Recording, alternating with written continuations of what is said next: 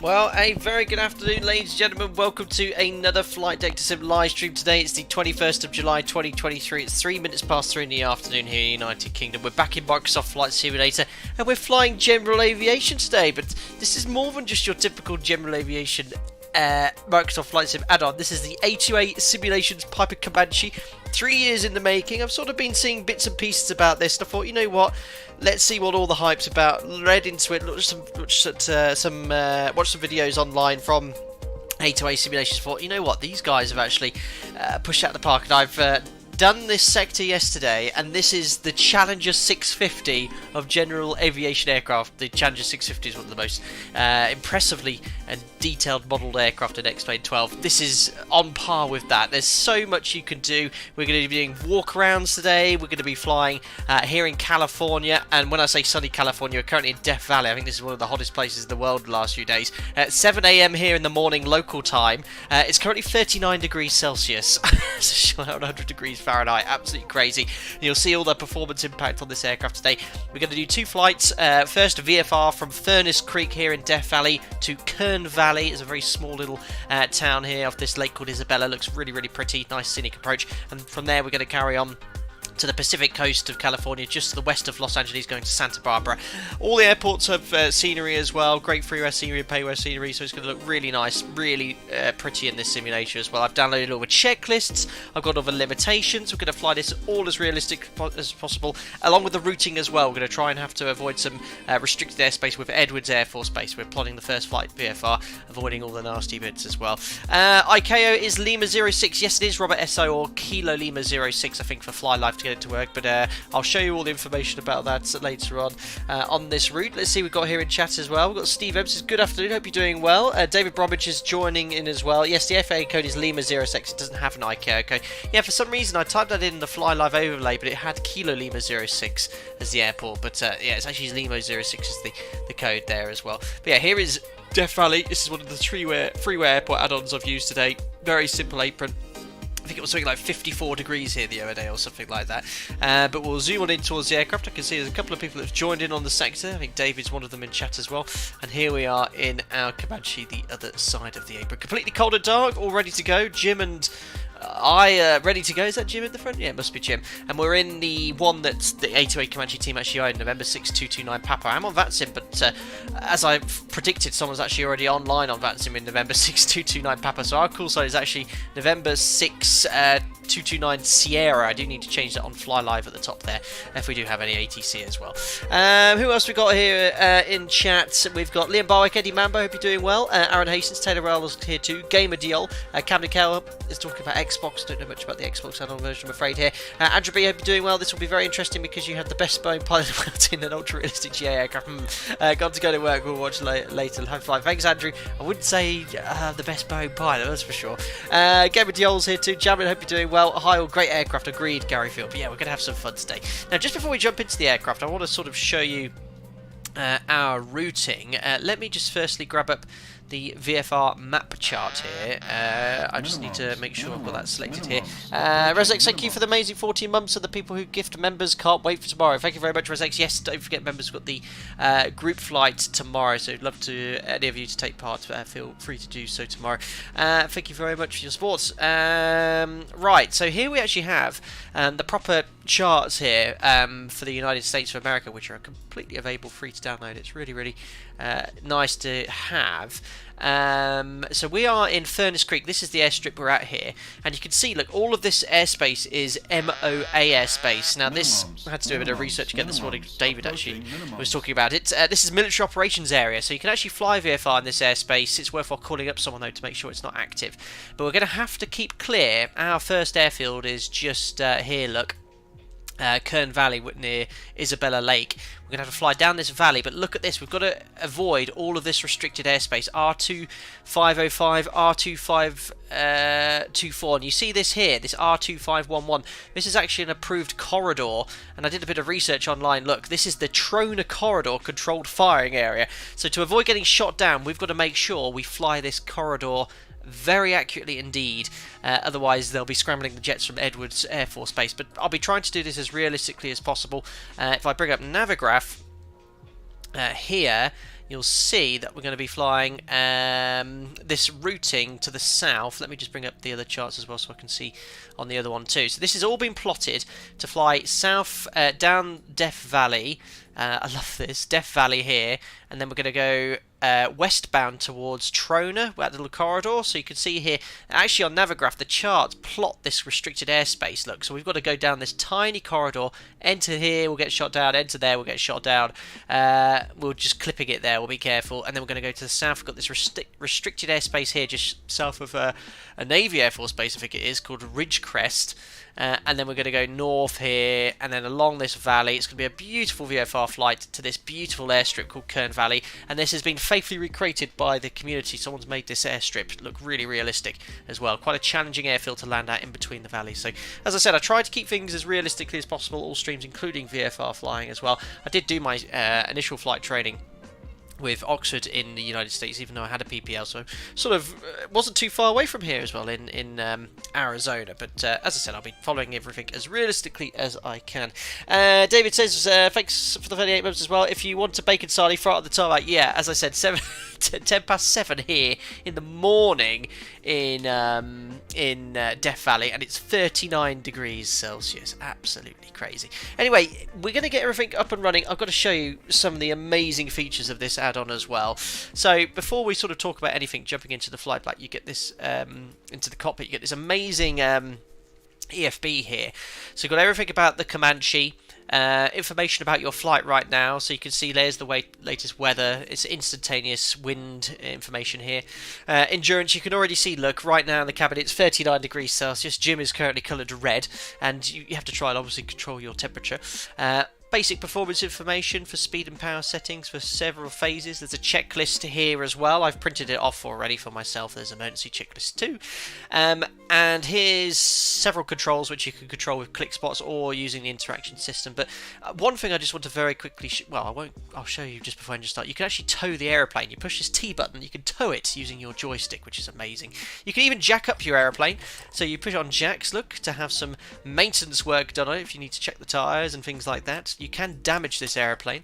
You can control the autopilot through this if you wish to. We've got several GPS options. We've just got the very basic GPS, which we're not going to be using on the first sector. Fuel and payload. So myself and Jim, rear seats are empty baggage, fuel, usual stuff you'd see here. But this is where it gets really, really cool.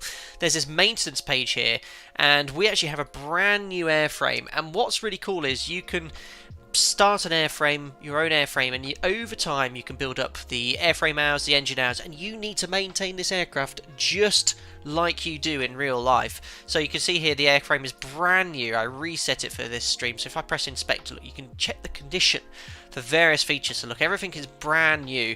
Now if I, for example, wanted to change this to an auction aircraft, yes, look at this, 3,300 hours, 2,300 hours, inspect, look at this, brakes are worn, battery and low voltage for the battery probably needs replacing here. You can press each one, it'll tell you, look, do you want to fix it or do you want to just carry on operating the aircraft? So you can really knacker this, make sure you've got to service it. Now just for today I am going to go new, and what I might do in future streams, because honestly I really want to have some fun with this aircraft, we'll get a nice painted one in sort of Alpaca Airways PPL colours, and we'll just build up some hours in it. Engine look, you can check each of the condition for each of the parts of the engine, inspect it. You can see everything's green because it's brand new. Again, if I was to go for an auctioned aeroplane and now inspect it, look, parts need replacing, so you can overhaul it or just go new, which I've done here to reset everything.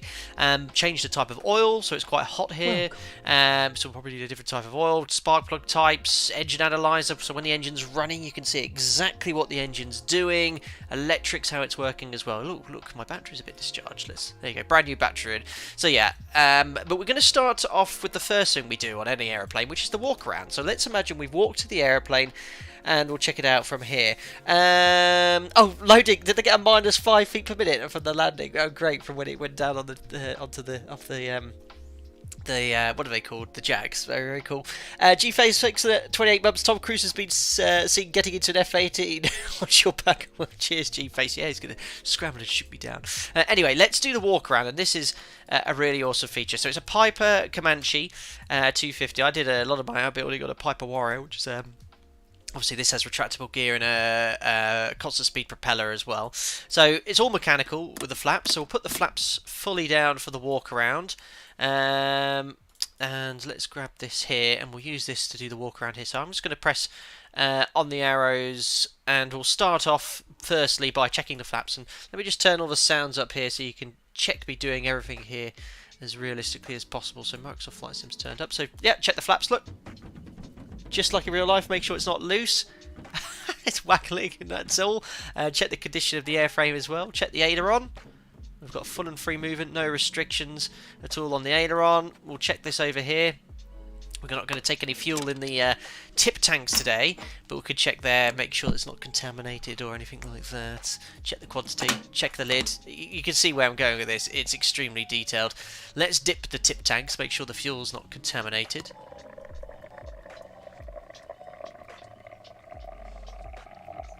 There you go, look. Chuck it on the floor. Brilliant. Check the lights as well, make sure there's no cracks. Pull the aerials and lights off. Can you actually do that? I don't know, maybe you can. But yeah, we'll carry on with the walk around. Tie downs, obviously they've been removed already, but we'd remove them if not done so already. We'll check the fuel in the wings. I think I've already filled it up with full wings for today. There you go, look, you can see, look, it's right up to the top there as well. So we can close that here as well. Wonderful. Check the chocks are removed, so you can put the chocks in and out. Condition of the gear, look, it's all brand new here and overhauled. I think for this I've got to, if I do that, if I remember rightly, why is that not moving up? Oh yeah, helps if I open it first. Now there's no fuel. I think that's because, if I remember rightly from the Cherokee, oh no, not the Cherokee, what I did I fly a Piper? I've flown a Piper. It wasn't mine, but he had another one.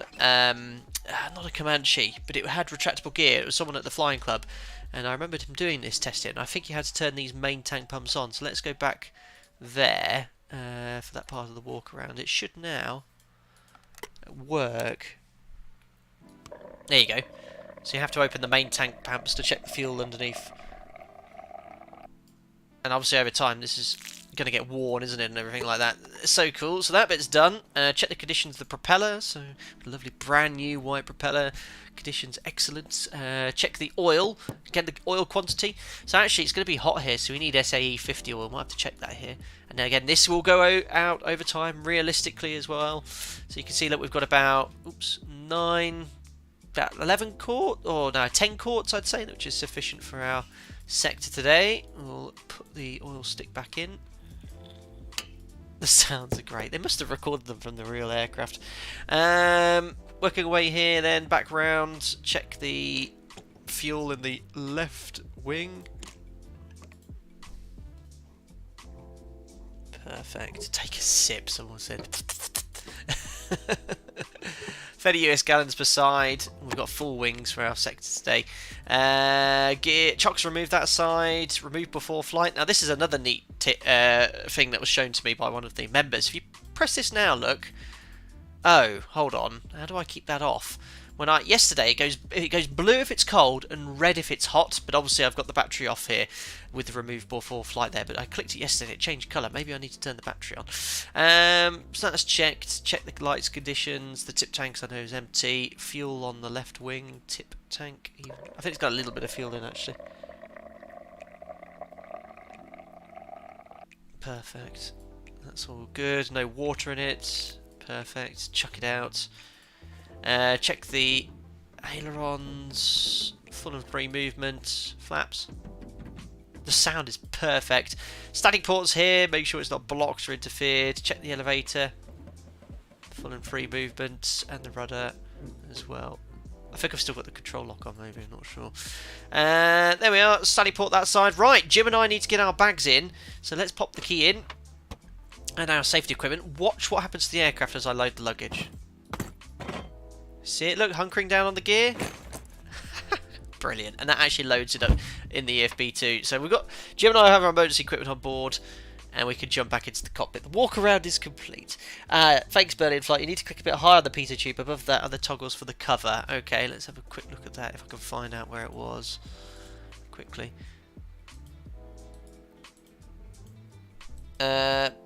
You need to click a bit higher on the pitot tube above the the toggles the cover. I need to click a bit higher.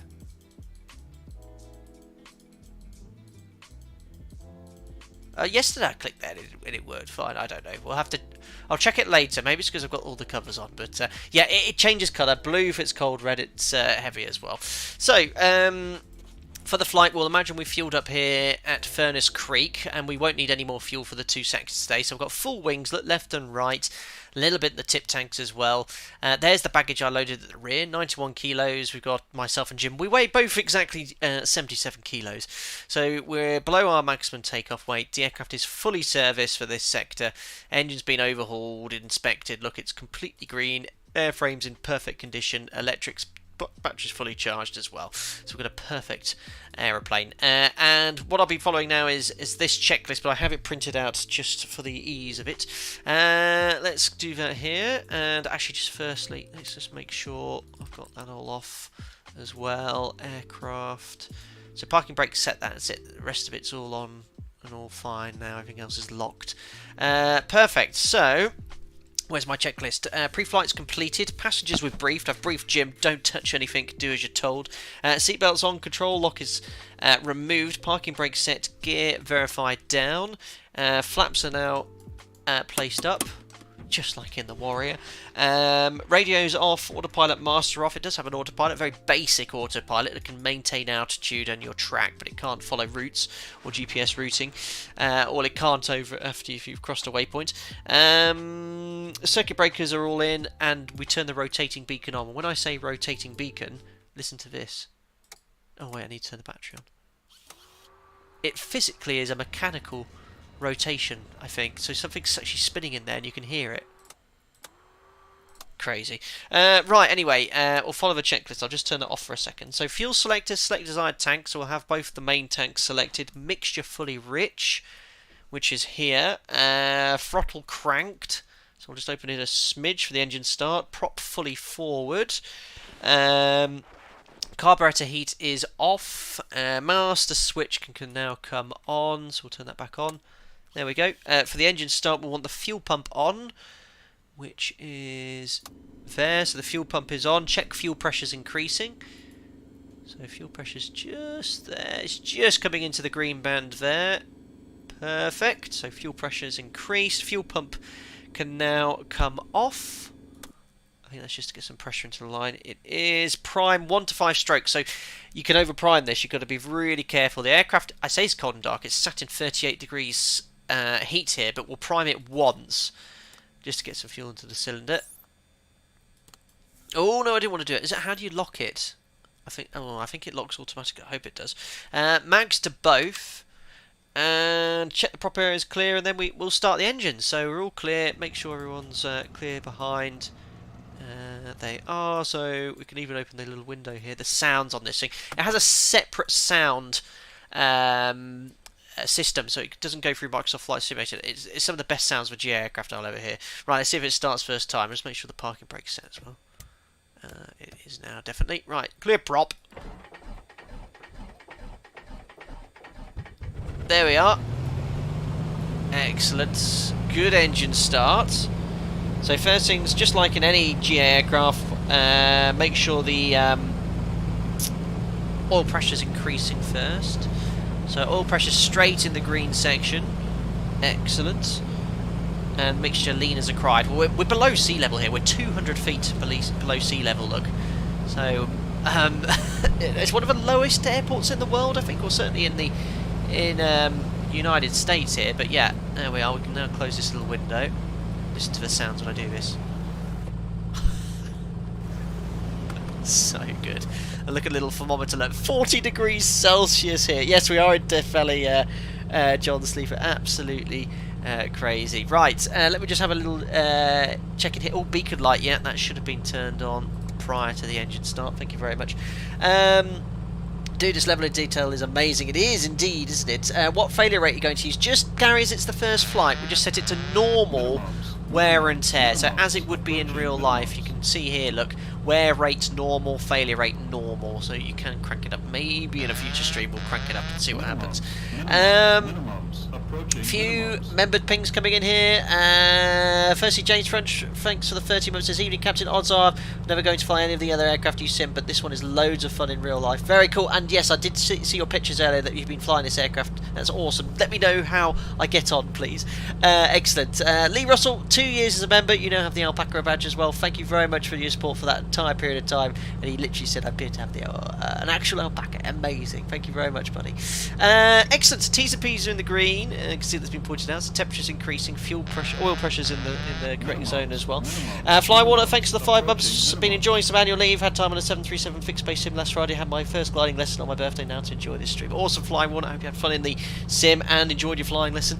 Hopefully mine flight will go just as well as your flying lesson did. Thank you very much.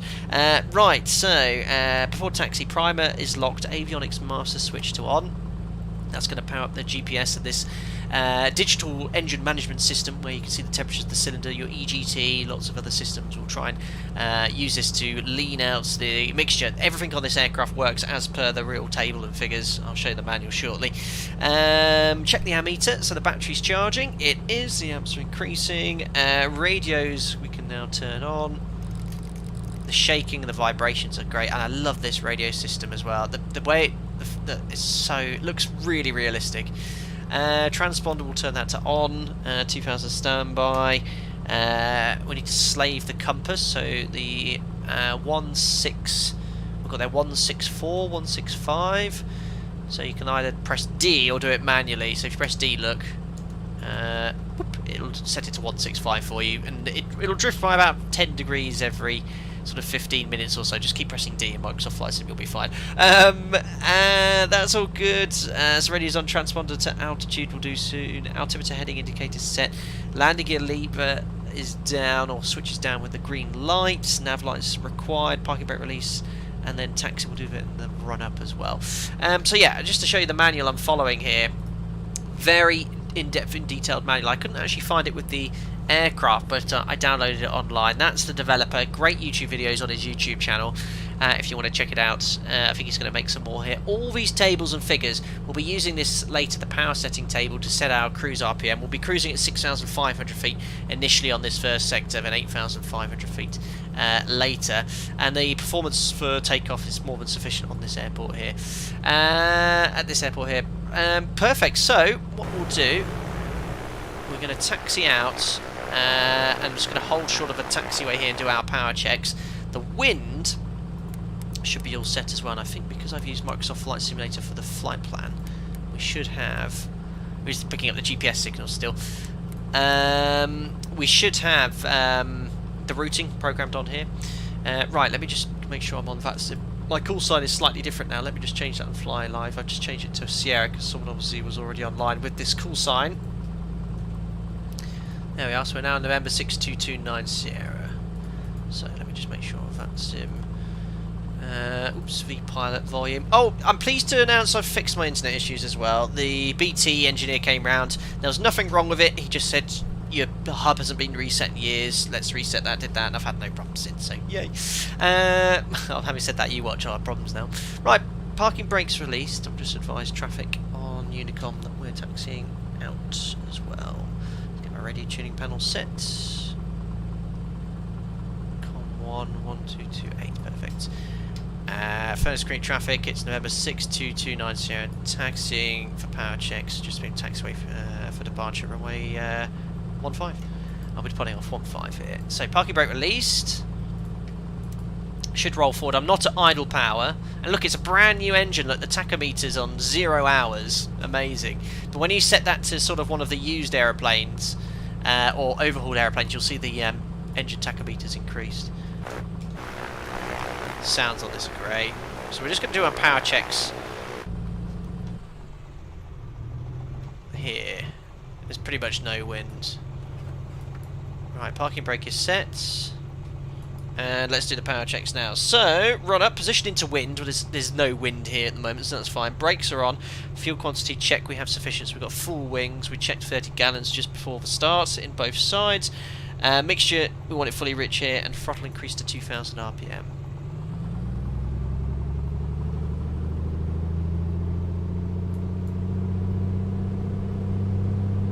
There we are. So 2,000 RPM is set.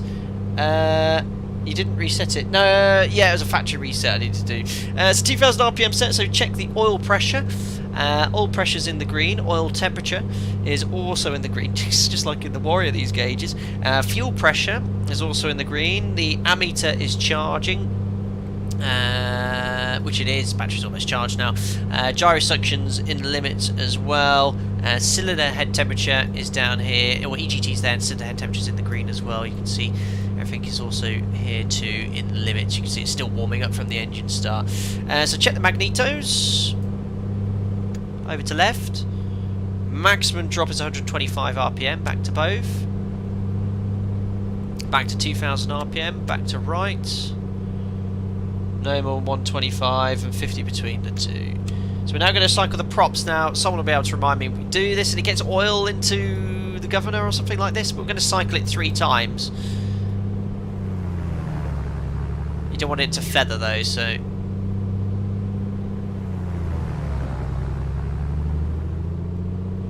Perfect. Our failure is enabled. Could it actually go pop? Yes, Lee Russell. The failure's on by default. You can't disable it. If you mess around with this engine, it will hurt you. But you can go full power on takeoff. You know, there's no turbocharger or supercharger or anything like that. It's naturally aspirated. And then drop the RPM to 1,500 to make sure it stabilises at 1,500. Sounds are superb. Excellent, and then we'll check the carburetor heat as well. And just to show you, when you check the carburetor heat and all the engine systems here, if we go here to the actual maintenance engine, look at that, you can see the cylinders all firing here, and watch the temperature increase in the carburetor when I pull the carb heat. Look, 47, 48, 49, 50, that melts any carburetor, 52. And you pull it into cold, look, see the temperature increasing. It's so good. Right, and we'll go all the way to idle, make sure the engine doesn't stop nice and smoothly.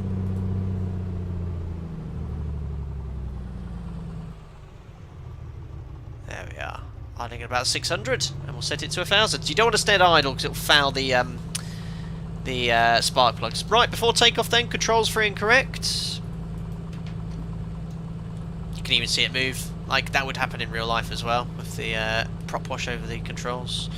Here comes the rudders, full right and full left. Elevator trim is on the overhead panel here. Make sure that's set to neutral. What a funny place to put a trim wheel.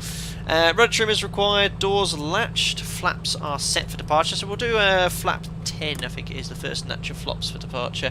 Fuel select is desired tank. For takeoff, fuel pump can come on. Fuel pump's on.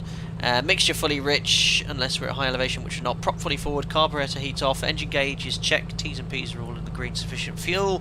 Pitot heat not required, it's not, it's 40 degrees here. We'll pop the strobes on, which is here, and landing lights as required, so we'll pop the lights on for departure as well. That's it, ready for takeoff. So takeoff very simply, guys, full power, and we'll rotate at 85 miles an hour.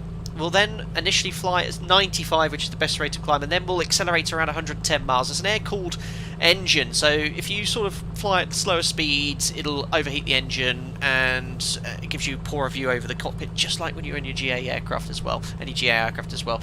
So we'll eventually climb out at 100 miles an hour. Fuel pump comes off at 1,000 feet, and then we'll reduce power from full power to 24 inches, and 2,400 RPM and 1,000 feet too. Check the center temperatures, and then we'll continue climbing out to 6,500 feet. As I mentioned to you as well, we're following realistic routing for departure as close as I can within the confines of a simulator. It shouldn't be too far off. If I just get the VFR map out again to show you.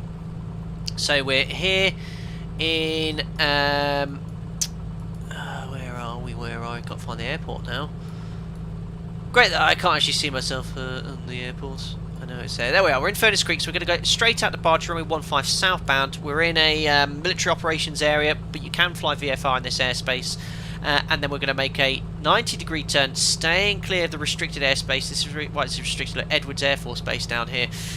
Westbound towards Trona.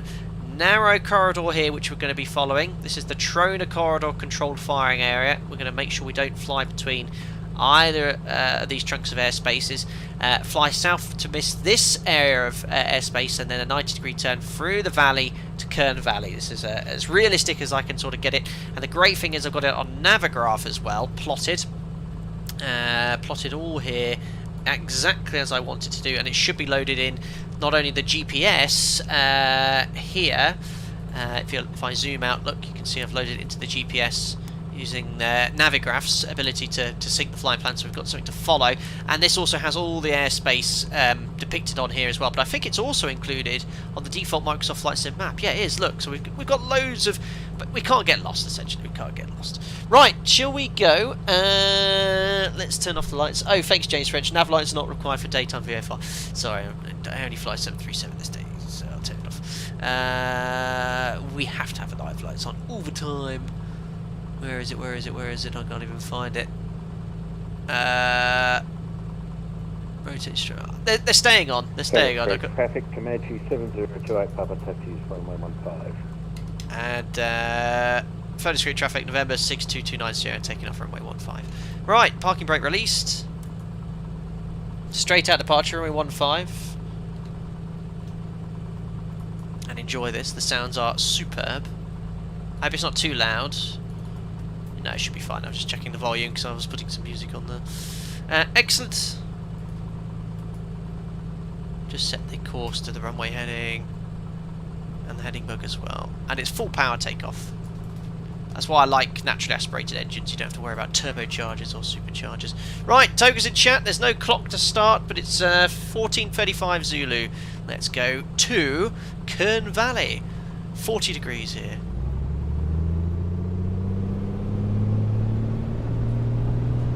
Okay, takeoff power set, airspeed's alive.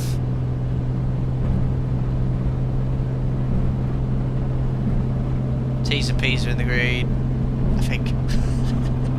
Waiting for 85 miles an hour. The 85 rotate. And we're airborne, ladies and gentlemen. Beautiful. Pause ready to climb. Gears coming up.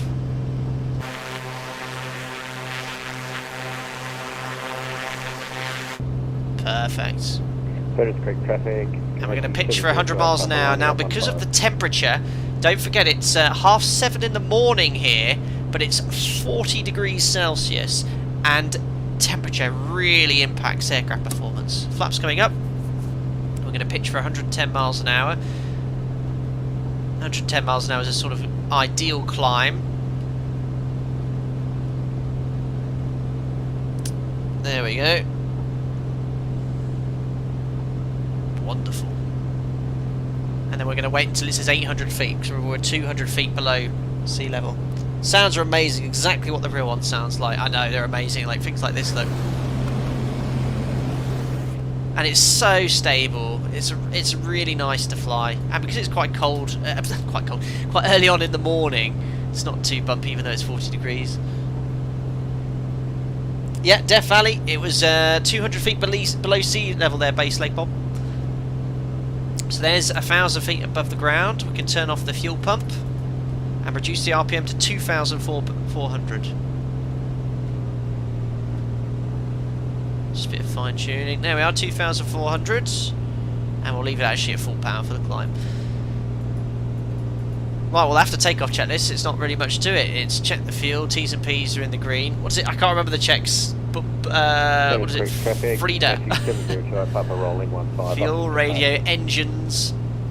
T's and P's are in the green.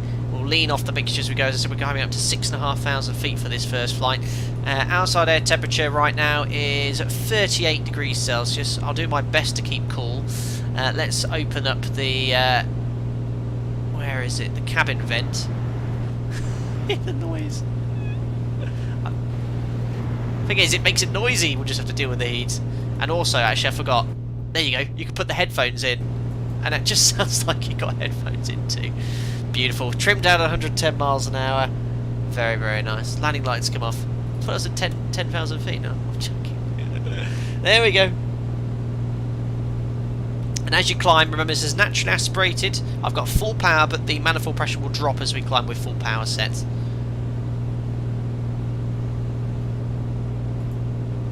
Follow the VFR flight path. It's great routing right down Death Valley here, but we cannot turn early because of this. We cannot turn late because we're going to get shot down otherwise. And then we'll go towards Lima 72. So it's important that we follow the pre-planned routing.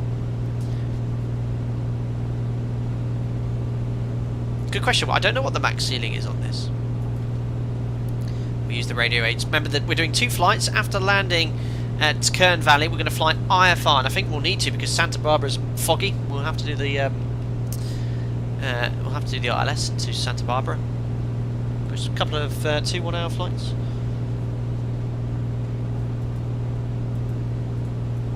You can check everything here. Look, it's red, but that's normal. It's at climb power here. You can see the magnetos are spinning as well. See now the alternator's charging the battery. Well, it's not actually charging the battery right now because it doesn't need to, but it's providing the electrical power for the cockpit instrumentation.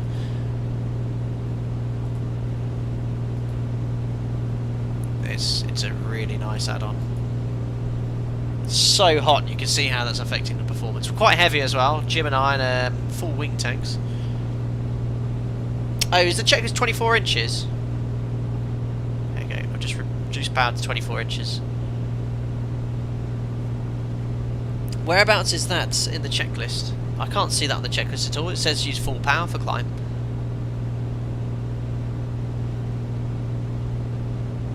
It says throttle as required and as engine temperatures tolerate. Prop 2400 max for the climb.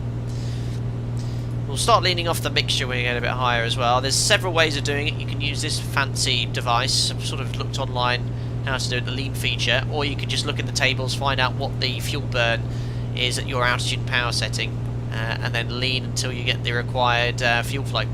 It's probably the easier way of doing it. Javelin VFR squawk is 1200. Is this? Oh god, anything else? And they should be on altitude as well. Oh yeah, I'll put the CDI is on GPS. There we are. So I need to fly a little to the right here.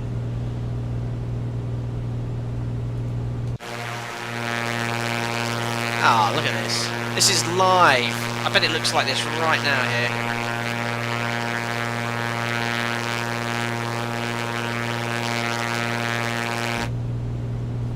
Beautiful. Yeah, if anyone could climb, James, I climbed 25 inches. Okay.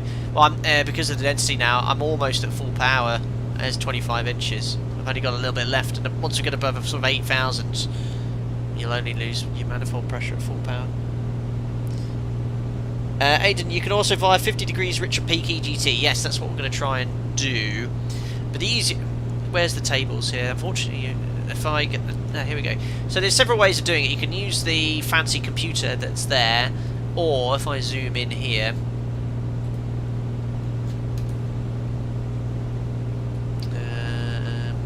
oops. Just drifting off to the right. Let me just get the tables up. Ah, where have they gone? Oh, it seems to be skipping pages. Why is it doing that?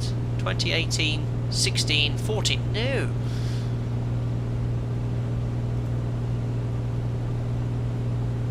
There we are.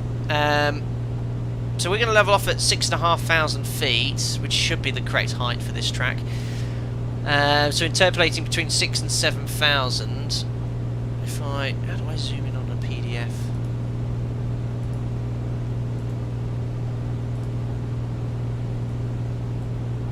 6 to 7,000 feet. We'll probably set this power setting here.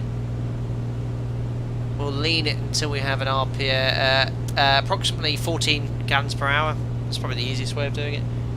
Did the flaps go up? Yes, the flaps went up. There you go. Oh, it's so smooth here this morning. I need a little bit of right rudder trim as well.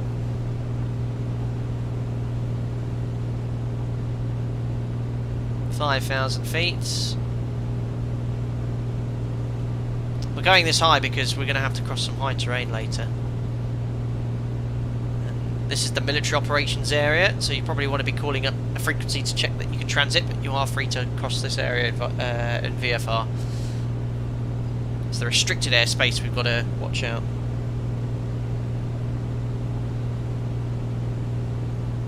There we are, so I'll add a bit more power now just to make... There you go, I'm full power, and that's giving me 24.5 inches, but that will drop off now as you carry on climbing. 50, 40, 30, 20, 10. Cheers, Alberta. D for the $10. Appreciate it, buddy. Thank you very much. Cool, you're flying in legit weather. It's gorgeous here, Earl, but hot, lol. It is hot, isn't it? Oh my goodness. Cheers, Alberto.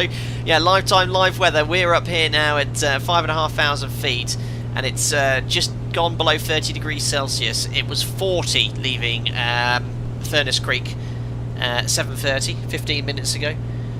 Superb. Oliver, what do you think so far? Amazing add-on, really good. This is sort of like the aircraft you want to get and do sort of around the world flying on, and especially hands up in chat if you're like me. You like things that sort of log the conditions of aircraft in planes like this. I'm not so worried about a 737, but look, you could start your own plane. Look, it's already counting up the airframe hours and engine hours. You can see there. Look on the tachometer too. And you could just, you've got to maintain your engine, you know, you've got to inspect it, make sure it's all good, airframe. You could fly around the world and just build up the time and hours, and over time bits will get worn. Great, it's great. Thank you very much again, Alberto. Yeah, very, very kind. Anyway, nearly at 6,500 feet. And see, at least it's dry heat. Yeah, but there's dry heat. Well, it must be like being in front of an oven door. But I remember in Arizona when it was sort of 35 plus. Yeah, you're right. There wasn't so much humidity. God, right. Anyway, here's 6,500. You better get back on track here. It's so smooth right now. It's lovely. Right. So let's pitch down.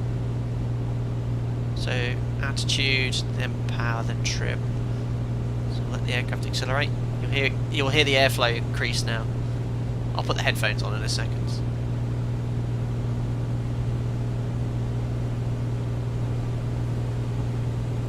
So we're going to go for 2,200 RPM for the cruise.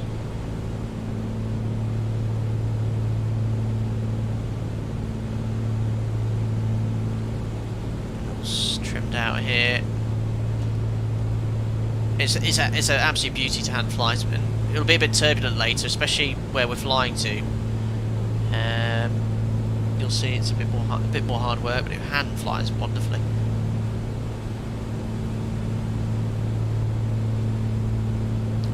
Just watch my height. So power setting. About 23 inches. So I'm just going to bring the power back slightly. Let's get back down to 6,500. I'm going to put the headphones on now. Ah, that's better. And it's like putting real headphones on in your ear. Trimming those down.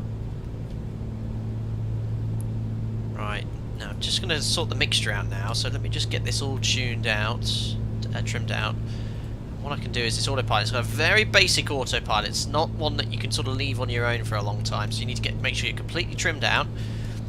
And then we'll turn on the autopilot master. So you wait to get all those green lights extinguish. There we are. So we now need to select the mode. So I want heading mode. So it's going to turn now to maintain the heading, and I'm going to turn on autopilot hold as well. So altitude hold. So it'll hold the altitude. You've got to make sure you stay in trim. So it beeps at you if it's going out of trim. And I'll just turn that heading bug a little bit more on course. And now we'll get the aircraft. Oh god, the sounds on this. We'll get the aircraft, the mixture lean down. So there's several ways of doing this. We're at 6,500 feet. If you check the tables here, 6.5, sort of interpolating between these two. I can't rotate it, fortunately. And we're going to go for the 163% horsepower, 65% rated. So for 2,200, you want to set between 22 and 22.3 inches. So there we are, 22 inches, and we want to lean the mixture until we've got 14 gallons per hour. You can either do that or rough running, whatever you want to do, or we've got this fancy machine here to do it as well. So right now we're burning 16.5, so we can definitely get a bit more efficiency out of the fuel mixture here. So let me try and remember how to do this. So I think you press LF. There we go. So we now lean the mixture nice and slowly. So watch as I lean it. You'll see the cylinder head temperature and the EGT increase. So you'll also have the EGT and cylinder head temperature here to monitor. You'll see the EGT increase first. So you see the blue arrows? EGT is going above the red line. That's fine. The red line's for the cylinder head temperature. So keep going, keep going.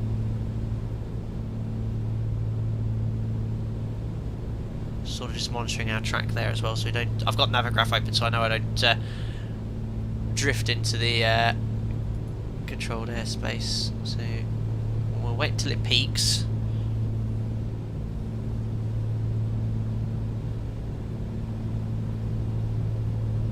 And we want to go on the rich side of peak. So it's still increasing.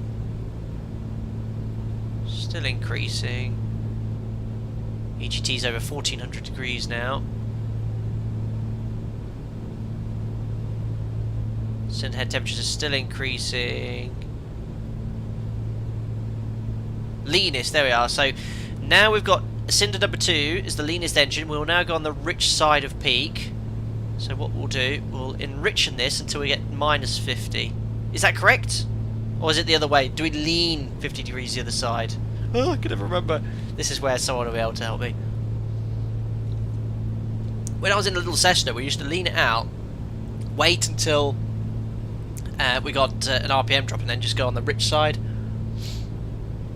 Anyway, yeah, we're approaching this turn. Any further south, we're going to get shot down by an F-15.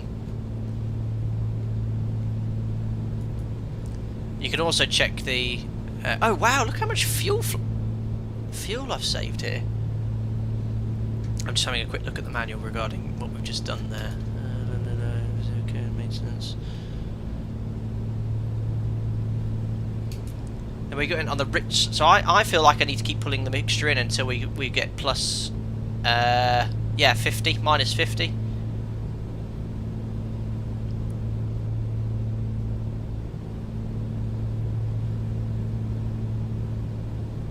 Yeah, that'll do.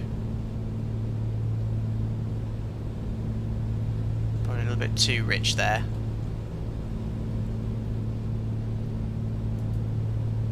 Minus 70, so I'll just lean it a bit more. Right, that will do. That will do. And we can check the figures. We've got 22 inches, 2,200 RPM. There's the tables. Oh, I need to get that printed off there, and that should be giving us around 13.5 miles. 13.5. Yeah, look.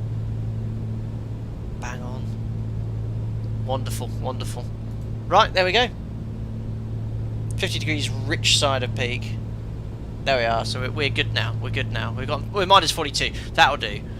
Right, anyway, just checking our routing. Remember what I discussed here? We've got this airspace where if we fly into, we'll get shot down. So if I just show you Chrome again, we're approaching this area here. Look, we're just there. Look, so we need to make that turn westbound to Lima 72. We're literally just here. Look, so we need to make that turn now. Otherwise, we will get shot down. So let's do that. We'll hide Navigraph, making that turn here. Look at this. It just reminds me of my hour building in Arizona. Death Valley behind.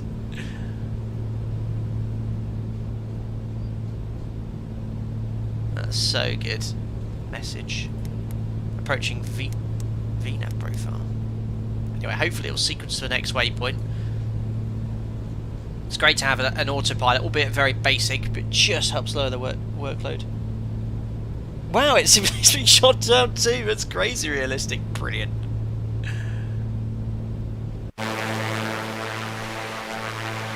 Right, now obviously because our ETA is wiggly. Remember, Fly Live is based off a straight line, so you'll see the ETA will have dropped off a little bit now.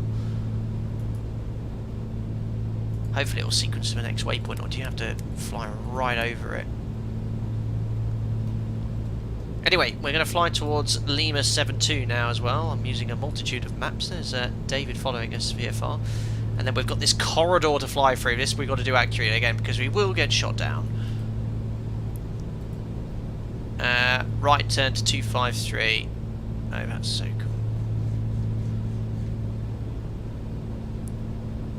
So that's our next course, which is loaded in. Perfect, the HSI is uploaded. And the autopilot is not capable of sequencing new waypoints. You have to do it, what I've done here manually, basically. Go to heading bug. But yeah, you can now select low, and it will follow the HSI, but just not over each waypoint. So if I select low now, it will turn left and then right to intercept this here. So it's perfect just for lowering that workload in the cruise if you want to just have a little level segment. But you know, you'll have to hand fly any precision approach or non-precision approach. It won't do an ILS. So hopefully now it will start doing a steeper right turn. There we go. Oh, I think it is, or is that just being a bit slow? Autopilot's definitely on. Might just go to heading here, just to help it round. It's got this other track mode as well. Right, let's just go heading. Perfect, and to the left hand side is that restricted airspace. Represented by this red line here. This area is fine, but this is the corridor we need to fly through. The Trone o'clock corridor it's called, because these red lines either side is restricted airspace.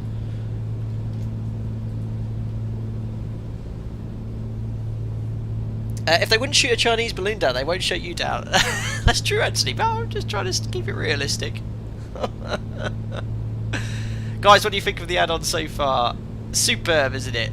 It's superb.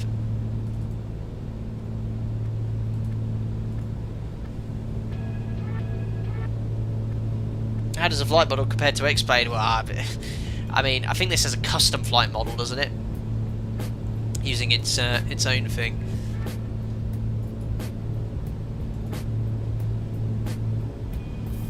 I think that's right, isn't it? Minus 41, I'll just leave it now. Just monitor it. Shouldn't have any carburetor icing with the humidity, but still, we'll pull it out. Won't do any harm.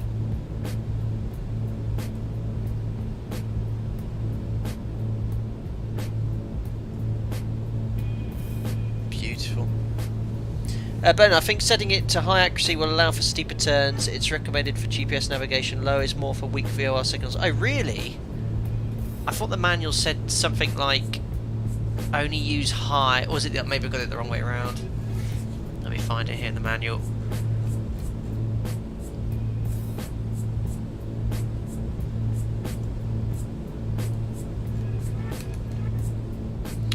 I'm looking forward as we speak. It's a great manual. All the information you want is in here. Here it is, GPS flights.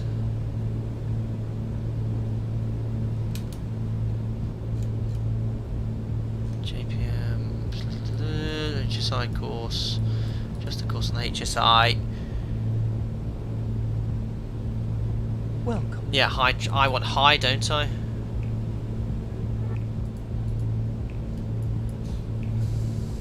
thought it was low track.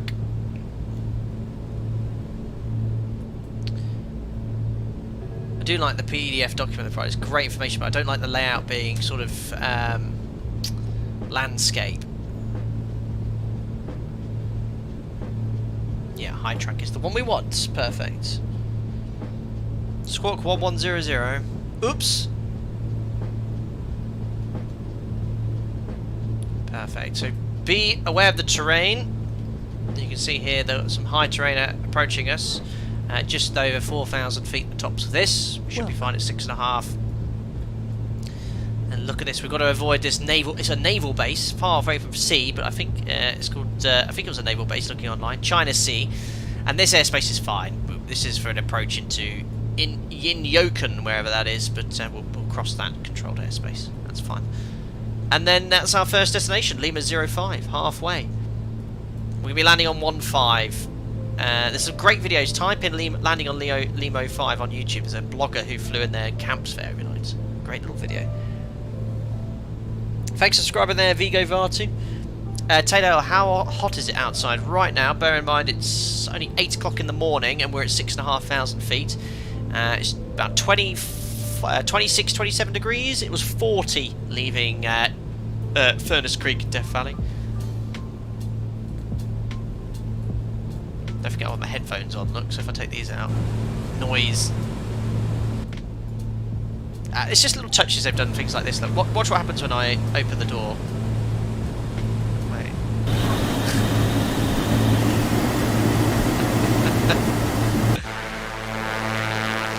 You see the door's cracked open and just shaking a bit in the wind.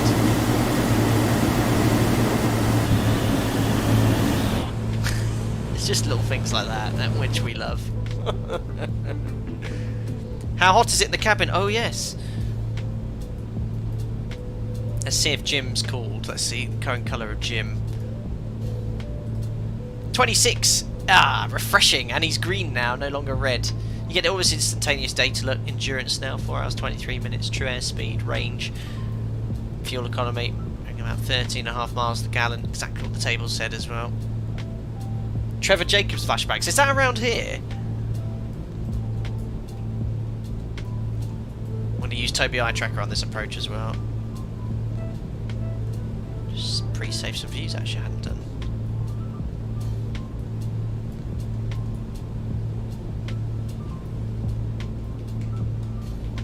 Perfect. You wouldn't want to be flying around here at night time, that's for sure.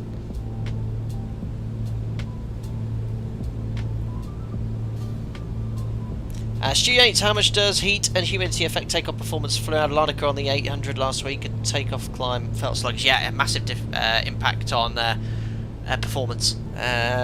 It's all to do with your density altitude, so the higher the temperature, the more humid, not so much humidity. The air becomes less dense, so what they call your density altitude increases. So the aircraft behaves like it's higher up. And plus you've got to fill, if you're coming, I don't know where you're flying into from Larnaca, I guess UK or mainland Europe, you can have a full load of fuel and passengers. Two.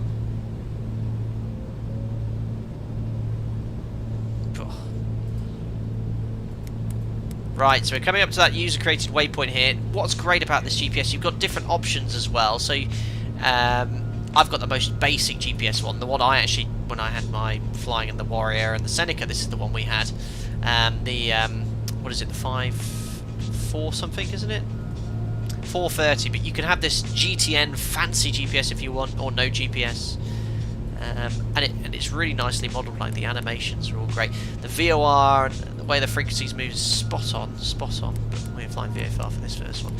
So remember, the aircraft won't do this turn for you in this mode. You have to revert to sort of heading select, so we'll do that now. So heading selected now. And then we'll fly over user 2 and then we'll make that left turn. We are going to have to climb to 8,500 feet as well to clear some mountains to our destination.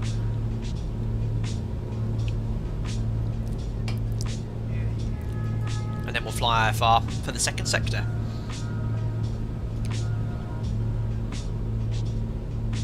Peter Green, I had no GPS so I did my flight training, just a paper map, Pooley's computer and Sharpies. Same as me, Peter. During my PPL, when I was hour building in the UK, none of the club schools 152s or 172s had GPS. They all had basic IFR equipment only. None of them were IFR configured. They only had an OBS, but I used that during my hour building. And I had the option to rent a GPS from the school, but I didn't do it. The only time I did do it, I went to where was it? Was it Lydd from Lincolnshire? And I wanted to transit Stansted airspace, so I just wanted to. I had the GPS then just to make sure, you know, I was getting it all correct and not busting any of the airspace areas. Right, next waypoint's here, so we've got to navigate carefully here. So this is the corridor I was telling you about. Over Lima 72. There you go.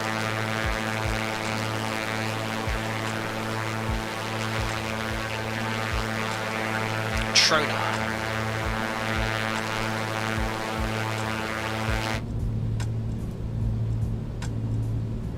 Beautiful. And this, guys, is the Troner corridor. So if I bring this up here and show you the PDF I was talking about here. So this is the Troner corridor. We're flying these sort of black lines here. It's between the 2505 and 2506 restricted airspace areas known as Troner Gap. It's the only way to transit between Panamint and Isabella, where we're going, when the restricted areas are active. We'll presume they're active today. This makes the Troner Gap a busy corridor and a choke point for traffic on occasion. The Troner Gap will close to most military operations area traffic, which is what we are, to allow weapons testing. So there we are. You can go lower as well to avoid it, but yeah, that's where we're sort of flying here. We've just gone overhead Troner. We're over this salt plant here in Saltwell, or whatever a salt evaporator is, and then we're going to make a little right turn here, and that's the little corridor we're flying through.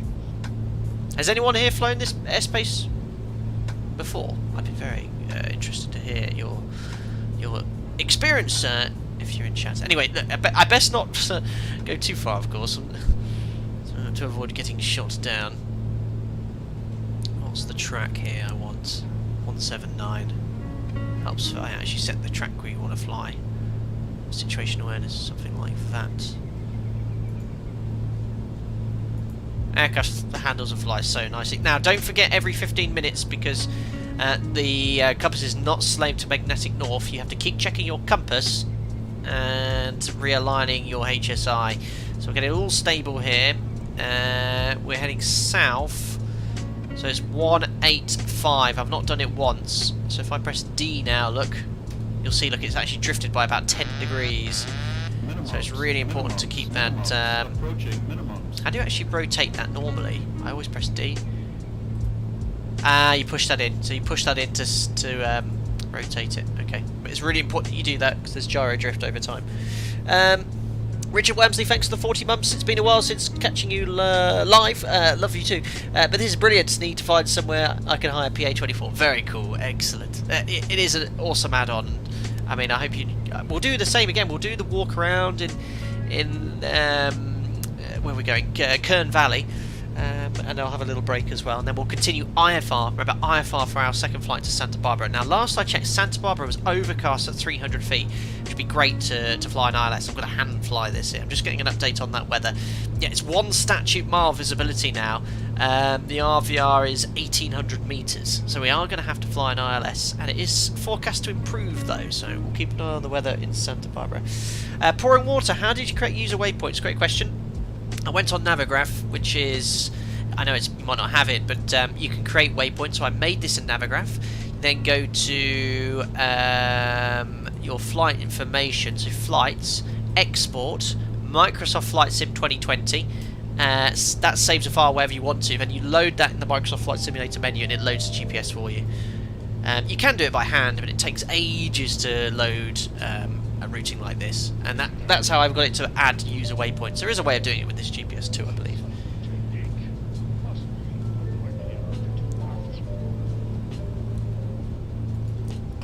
Excellent. And if you...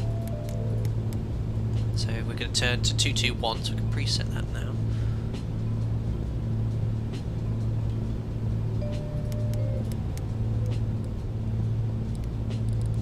Get all the information about... where's the one I want for the routing? There we are. So we need to turn now 221.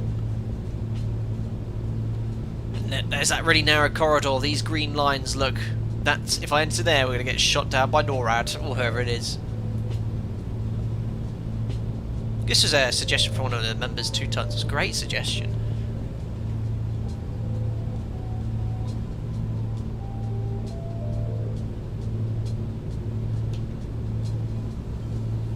Look at this routing.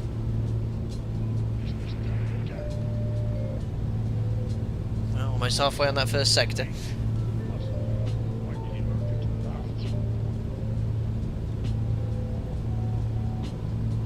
Hi Cliprop, he said earlier, I flight sim last day I had an MEL on my flight that required me to be in VMC. Can I still do an IFR flight just being out of the clouds? How would you tell you to see this?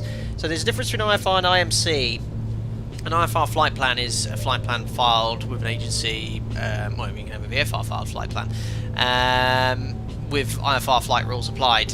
If your MEL restricts you to flying VMC, that's different. For example, we have several MEL items which prevent you from flying IMC. You can still fly it on an IFR flight plan. For example, window heat on the 737. If the forward-facing window heat is inoperative on the MEL, you can depart, but you cannot fly in icing conditions, for example. So pretty much any IMC condition is going to be icing conditions, especially in the winter or anything above 10,000 feet. So yeah. You can still fly IFR, just to avoid IMC. There we are, there's the tip of that danger area, just on the left here, which we're just missing. And all of this here is military operations area airspace, which we can fly through. Again, if I was to get the proper VFR chart for you, it's great that this is online for you. We're just here, look, we're just here. Right on the corner of this restricted airspace, and we should have contacted Joshua Approach for transit here. There's a little private airstrip. It's actually modelled here in Microsoft Flight Simulator. It's not on Navigraph, but this strip is actually in the sim. I'll try and find it. And then we're just going to go round this R2506 restricted airspace, then head west, and then we're going to climb up to 6,500 feet, and we're going to follow this valley. The reason is that there's high terrain here at 7,300. So we just want to get up to 8.5 to clear any potential high terrain here. There is some high terrain over there, the same height, but we're not going to go that far north. Wonderful.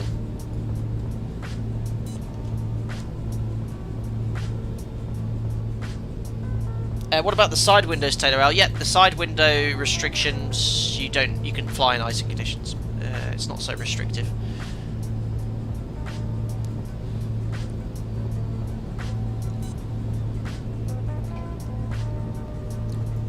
Why am I using heading? I could just go to high, and it'll follow the course for me. Well, I'll try and locate this little private strip. But this is Microsoft Flight Simulator. It's such a great VFR flight trainer. I mean, you can actually find geographical landmarks. Oh, look at this part of the world as well. Stunning.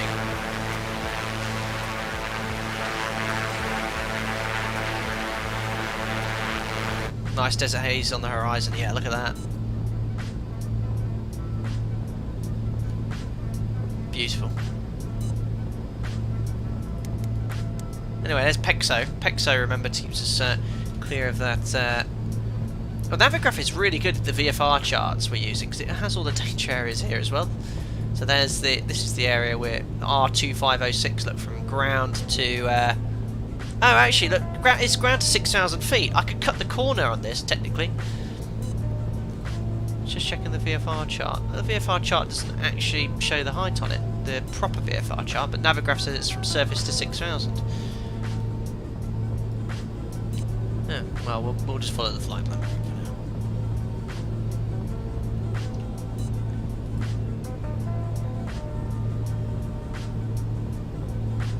Look at this, look. If you look on Navigraph, there's a small sort of built-up area. Well, I say small, it's really small. These railways, cells it's called, you can see it straight ahead. You can sort of see the junction.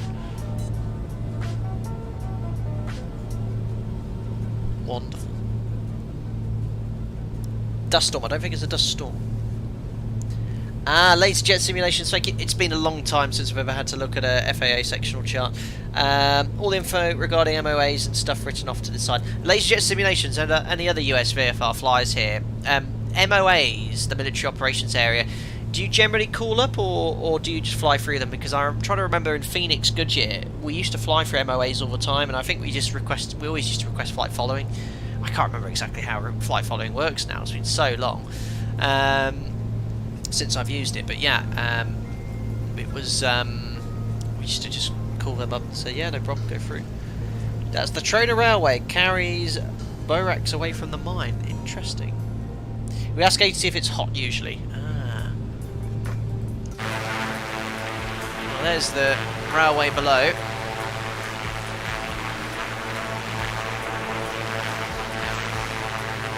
And if you look over there to the right, you might be able to see that. Yeah, is that the, yeah, see that on the right? That's Ridge Crest China Lake Naval Air Station, just here, look, over, just in front of the tip, which we're keeping clear of.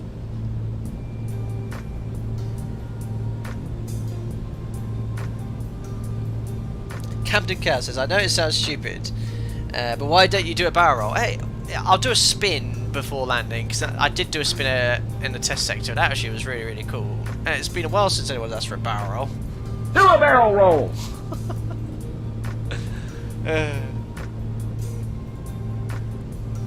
So we'll climb up to 8,500 feet. Once we get past Pexo, we'll start our climb.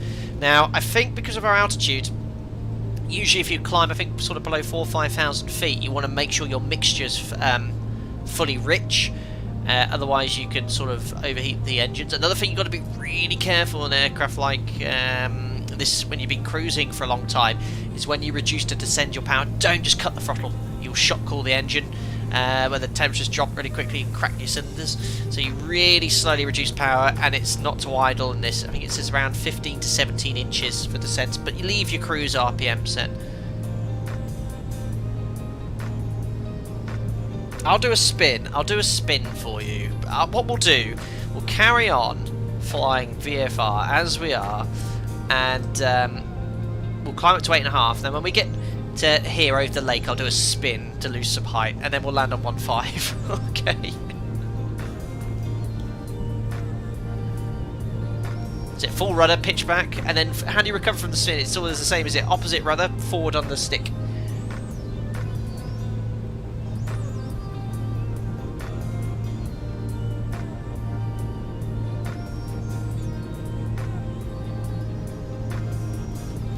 They're so cool. So we look straight ahead, look, you can see we've got Old Garlock, and what's this on the key here? Is this some sort of field? I don't know, but we'll make our turn northwest shortly. And then we'll see this little airfield here too, and then we'll climb up to 8.5, but we won't lean the mixture fully because we're high enough here, we want to get maximum power for the engine.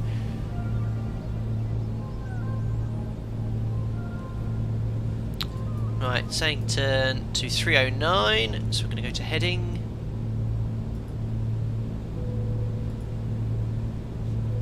Oops. 309. Set the course to 309 as well.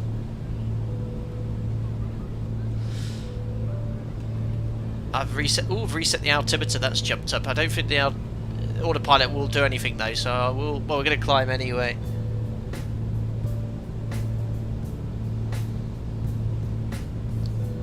Climb up to 8,500 feet, that's to clear the terrain.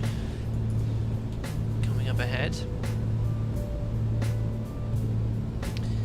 And you can sort of see, remember we're flying down this valley, we're not following this line here, we're going to fly down this valley here. And if you look, you can see it sort of straight ahead. There it is, VFR. Superb. Right, let's climb up to 8.5. So we shouldn't need to lean the mixture here, we'll disconnect the autopilot now. So autopilot disconnect. You can hear it beeping. Turn off the switch. And we're going to increase power now. Just going to monitor the temperatures. So I haven't got much oomph here because of the height, but I won't have to lean the mixture. I've literally got up about 2 inches, and we'll pitch up to 110 miles an hour. Just keep everything nice and cool. Keep the RPM where it is.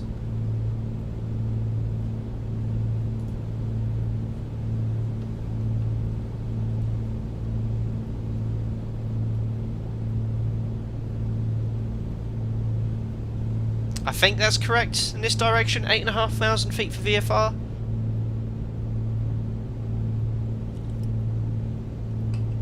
Still pitching up, still trying to get to 110 knots. Trading a bit of our kinetic energy into potential energy here.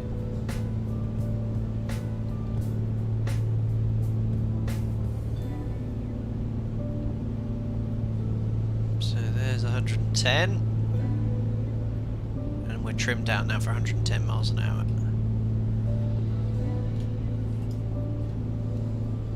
West plus 500 for VFR. Even west. And for IFR, we're gonna go up to 10,000 feet. I think, or 8,000. The proper graphics are great. So smooth.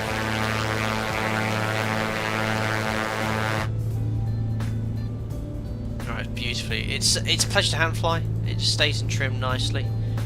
Where's the rudder trim on this actually? Is that there? Is that it? We'll soon find out. Yes, that is the rudder trim.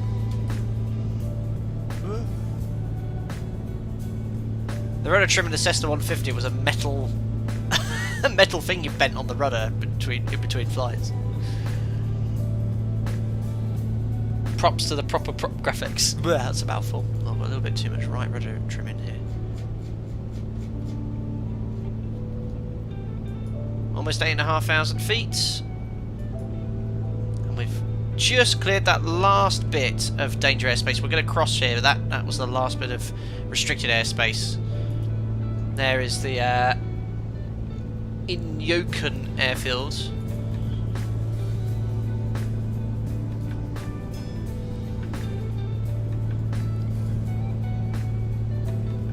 And there's 8,500 feet. We'll level off.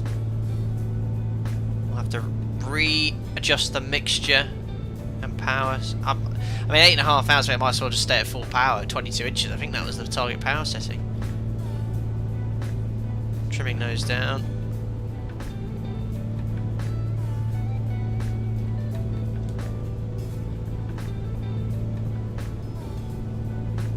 Do you feel any thermals? No, base leg Bob. I mean, it's very hot to be fair. I mean, the sun's high enough now. So again, we should be checking the T's and P's regularly. Look at all in the green. Oil temperature's fine, pressure's fine, fuel's gone down. Obviously, cylinder head, EGT's all within limits.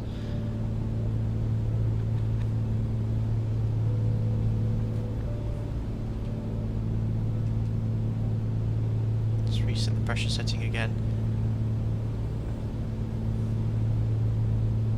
It's a really good looking plane, isn't it? I was reading on Wikipedia, but this plane came out of production because the factory got flooded, so they just went, oh, we'll just make the PA-34 now.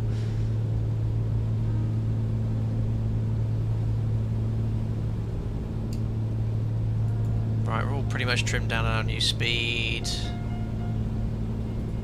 let's try the autopilot master on, let it warm up.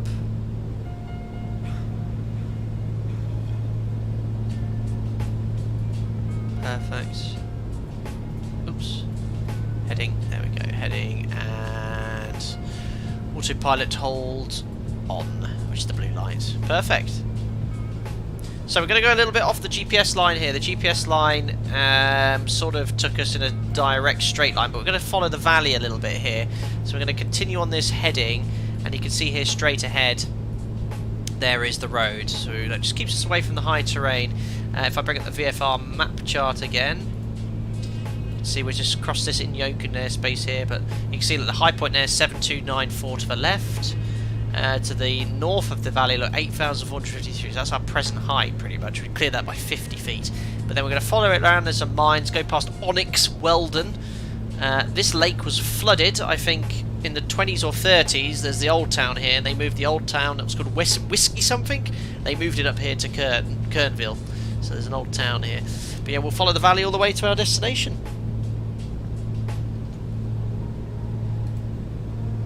This is just real adventures in this plane. So we'll just use the heading mode. And maybe on the flight plan. Well, no, I won't fiddle with that now, because I think it's just routing directly to the airfield. And as the crow flies, we should be there in sort of 10 minutes. Even for its day, it was a thirsty bird. The 260C drank 60 litres an hour. That sounds like a lot, actually.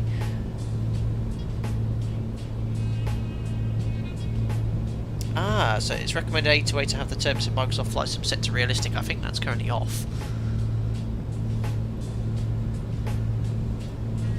Right then, guys, so what would you like me to do? Would you like me to descend nice and gradually into Isabella Lake, or would you like me to spin into down to Isabella Lake. David, look at your 3 o'clock. Have you joined me? Okay, let me just have a look at your map. Oh! Now that's absolutely fine. Oh, look everyone! Someone's joined me on the flight. Now this, if I'm flying VFR, I have no problem with this on VATSIM. That's fine, because we're sort of doing a little GA flight and stuff like that. But otherwise, don't do that when you're on my 7.3. I think that's VATSIM velocity having a bit of a wobble, but otherwise looking pretty good. Coda, what are your impressions of this? I can't fault it. It's absolutely GA perfection. With all the additional features, yeah, 10 out of 10. And I really mean that. It's mega. And I only got it yesterday. And it was quick for me to sort of get up to speed with it. I flew the Cherokee, albeit 10 years ago, and there's so much similarity between the Cherokee and this. It wasn't a difficult transition. Oh, actually, spin for the win, spin. Okay, I'll see if I can spin it. But this actually was the first GA aircraft that seemed to properly spin.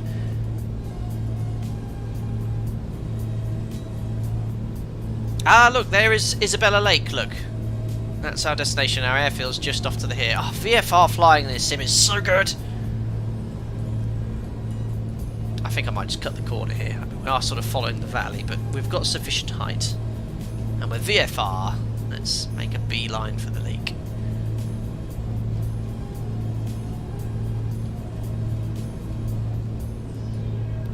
So when I spin, I'll just reduce the power nice and gently. Metal spin. James French has actually flown this aircraft, so if you want any advice on how good the add-on is, I'd ask him. Oh, it actually says, I've flown the real aircraft, this thing is amazing. Well, there you go. Oh, there you go, look, a little bit of a thermal. This is one of the things about the sim, it simulates all the lift off the mountains, and I think it's quite windy. There's no META available at this airfield, so I wonder how the wind's actually simulated. I think you can get the exact wind off the EFB. No, it's not too much, so it's more for uplifts. Updrafts. It's got a bit of a tailwind, look, 112 at 10. 20 degrees up here, Jim's happy. We won't refuel in Kern Valley.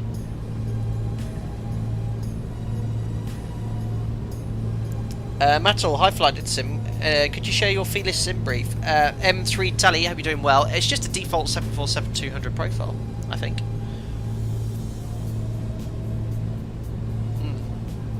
Yeah, I've not changed it anyway.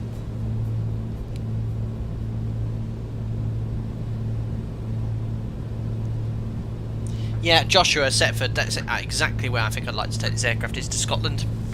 We could do something from, say, to Oban or to the Hebrides. It's a sort of perfect aircraft for that.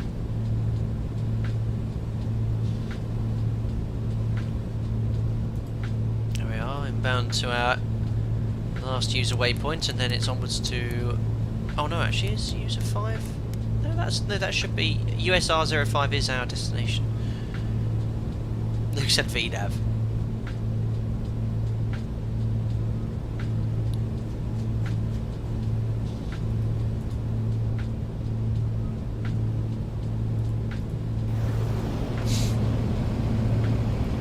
Superb.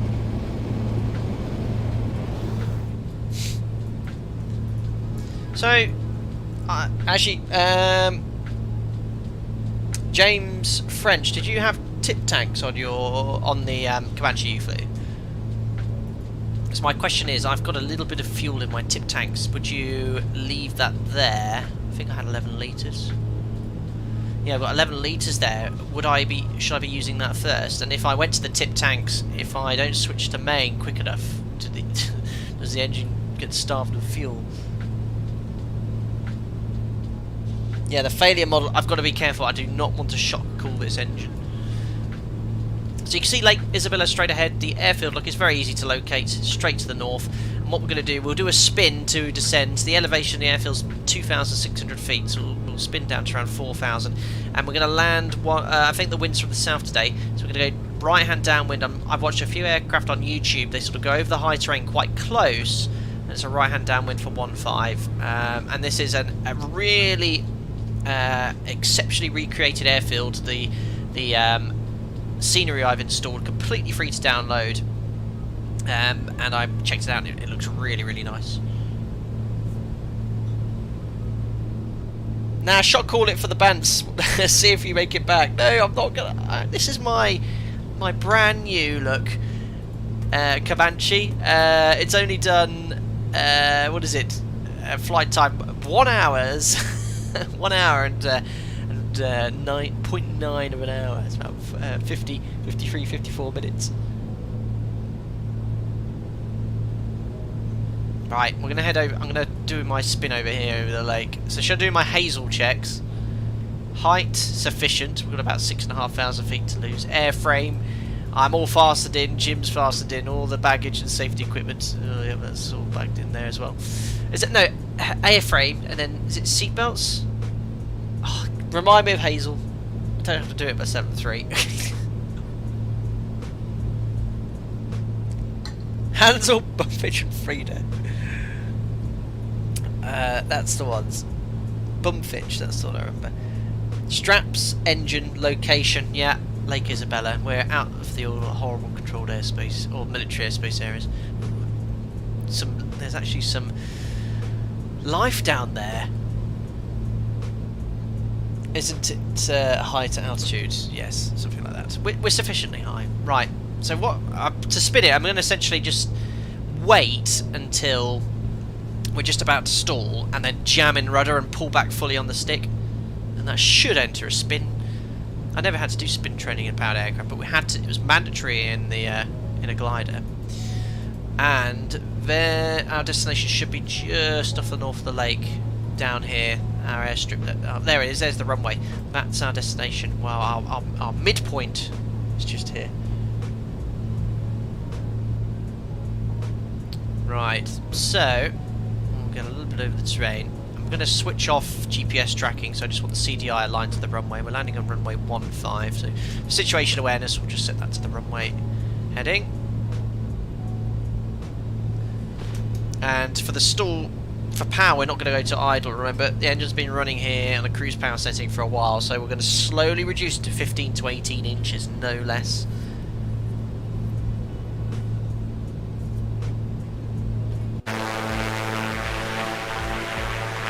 Perfect.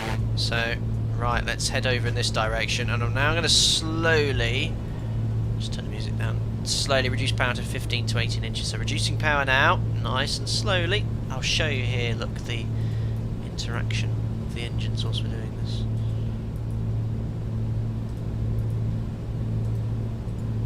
So slowly reducing to 15 inches. See the exhaust coming out. Listen.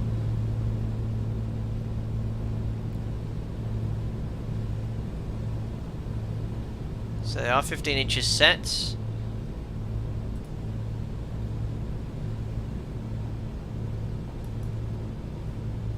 "20 rotations." I don't know, but our destination's going to be going away from us soon anyway. Where is it? I can't see because the wing. That's why I like Cessnas. There's our destination. So you can see, that's the autopilot, so I've got to trim. The autopilot only has so much input, so as you slow down, you have to retrim it to keep the autopilot in. But I'm going to disconnect the autopilot now anyway. Turn off the headphones. Move the autopilot switch to off. I'm going to pitch up slightly just to help it slow down. Mixture to rich. I'll slowly enrich it now. I'll keep the RPM at 2,200 and then we'll increase it when we go down. So we're probably close to the back of the drag curve soon. I'll increase the RPM slightly. That's going to actually increase drag. I'm only pitching up to help us slow down. You ideally want to maintain altitude. I'll do 10. I'll keep an eye on the height. Remember the elevation is 2,200. Right, there's 100 miles an hour. Remember the speeds of miles an hour. Knots. That's the inner gauge. Surely the back of the drag car. I'm having to climb here slightly just to get the speed off, so I don't want to take any more power off. James, can you actually go to idle power after a short while for descent, or do you always have to have at least 15 inches? Right, well, we're coming up to 80 miles an hour now anyway. Stall warning light's going to start flashing soon. I'm going to stop climbing now. There's stall warning. As soon as I drop a wing, I'm going to whack in the rudder and pitch all the way back. It's 9,000 feet. I've climbed 500 feet. Come on, any second now. Right, full back on the stick, right rudder. Right. 1. 2. 3. 4. 5. 6. 7. 8. It's working. 9. 10. Right, full opposite rudder. Forward. There we go. And pull out the dive. Ah, not bad. That just really works well. Absolutely awesome. It spins properly. It's a proper spin, not some sort of silly in-flight. That is actually spinning. Opposite rudder, forward on the stick. Oh, I mean, you can't teach that, guys. I've pulled out the spin. Look what's straight ahead. It's the airfield. You can't teach it. I'll just recover from the spin and face our destination. Amazing, amazing. Right, there's 5,000. Guys, so I did that spin right, leveled off at 5,000 feet and pointing towards the airfield. I mean, come on.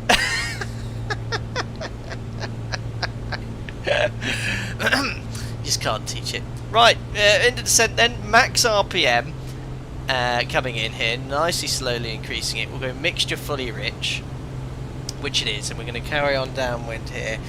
And approach then, autopilot master's off. We can turn the fuel pump on. Yeah, because the reason I asked about this reducing the power, I find it difficult to slow down level flight without reducing the power further. So I'll put the headphones back in. Oh, that's better. Fuel pump on.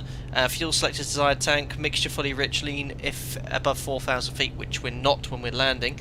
And then gear down below 150. Or once below 125 ideally. So I can lower the gear.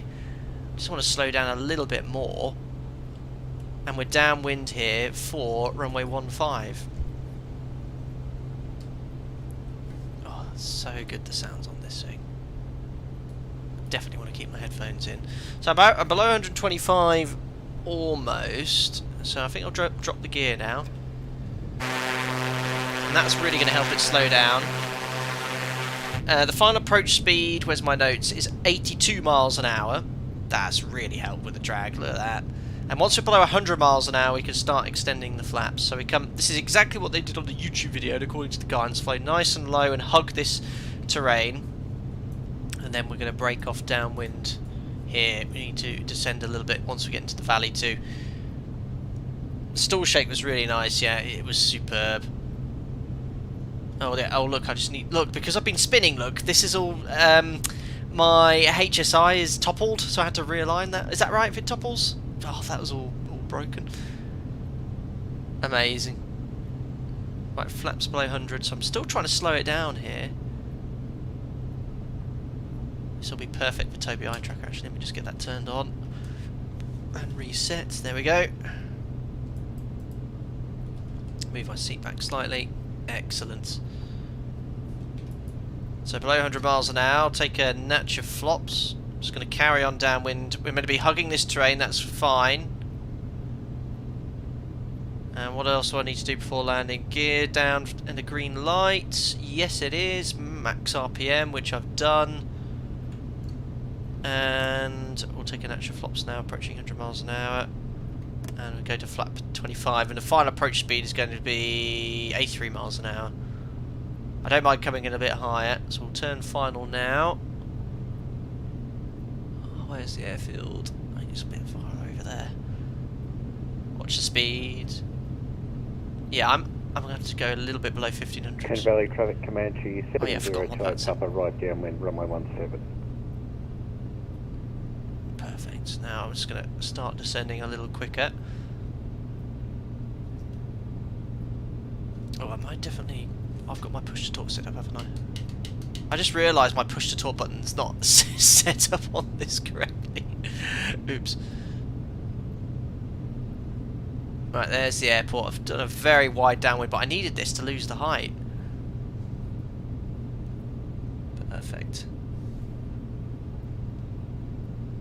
Oh, I'm going to take the headphones off now. It's too quiet. There we go. That's better. I'm really high, so I'm going to have to bring the power back. Yeah, ooh, way too high.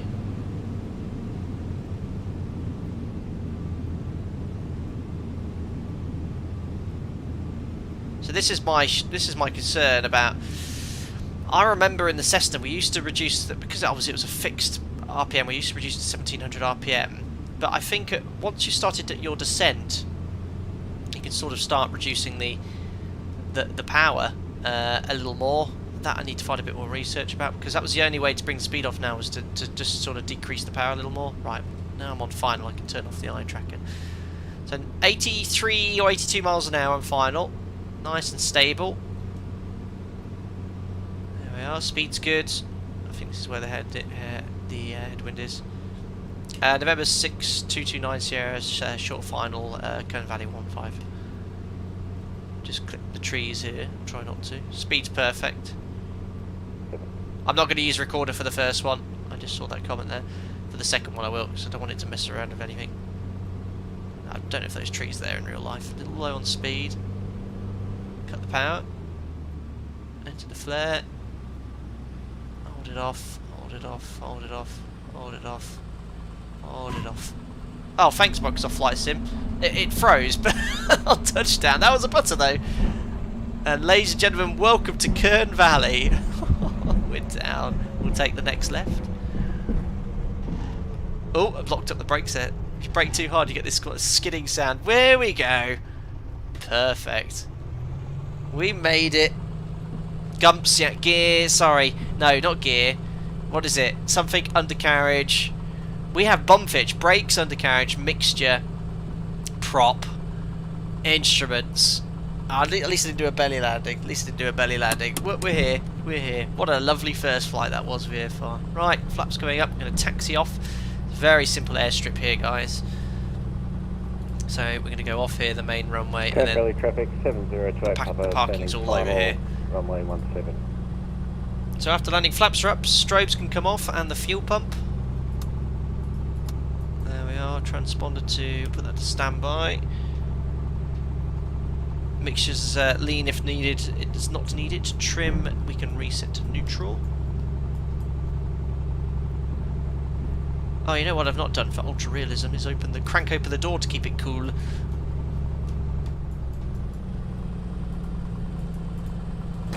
There we are.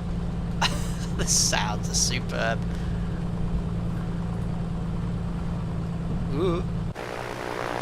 There's a fuel truck in the way. Well, we'll go park sort of somewhere here. There's so many fuel trucks. Cheers, Microsoft Flight Simulator. Park it right in this corner. Oh my god, where's he going?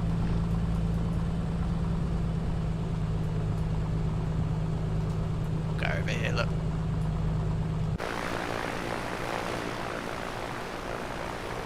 Beautiful. Put your flops up. Yeah, flops are up. Oh, it taxis really nicely as well. Differential braking. There we go. Oh, look at that scene. Now we'll bring it to a stop there. There we are, we'll leave the power there, not quite idle. So, parking brake is set. So, trim, I didn't quite set to neutral, I don't think. Almost there. There we are, trim set to neutral. So, shutdown, parking brake set, radio's off. So, I think that's all the way down. Oh no, I think that's just off by the avionics master switch, isn't it? So radio's off, transponder to off, avionics master to off. Master switch, you do this, you know, whilst the engine's running according to the checklist. Throttle idle. And then mixture to idle cut off. There we go. Open the door. Ladies and gentlemen, welcome to Kern, how do you say it? Kern Valley. Kern Valley, superb. Right, let me just finish the rest of the checks here. So magnetos, move them to off, and we'll leave this here for the next flight as well. Control wheel will just secure here whilst we go get a coffee from the airfield cafe, and doors closed, tie down. We're not going to tie down because we're going to go flying again. There we are. So let's just check, make sure we didn't break anything seriously on the way down. So you can see, look, as we shut the engines down, look, the temperature's gone from orange red to slowly cooling down. Looks so sort of yellowy. By the time we come back after my little break, look, it'll be green. They're already 29 degrees. It's 10 degrees cooler than it was in Death Valley here. So it's still very, very warm for the time of year. Fuel payload, so we won't refuel. Got 82 litres left. We'll leave the 11 litres in the wing tank.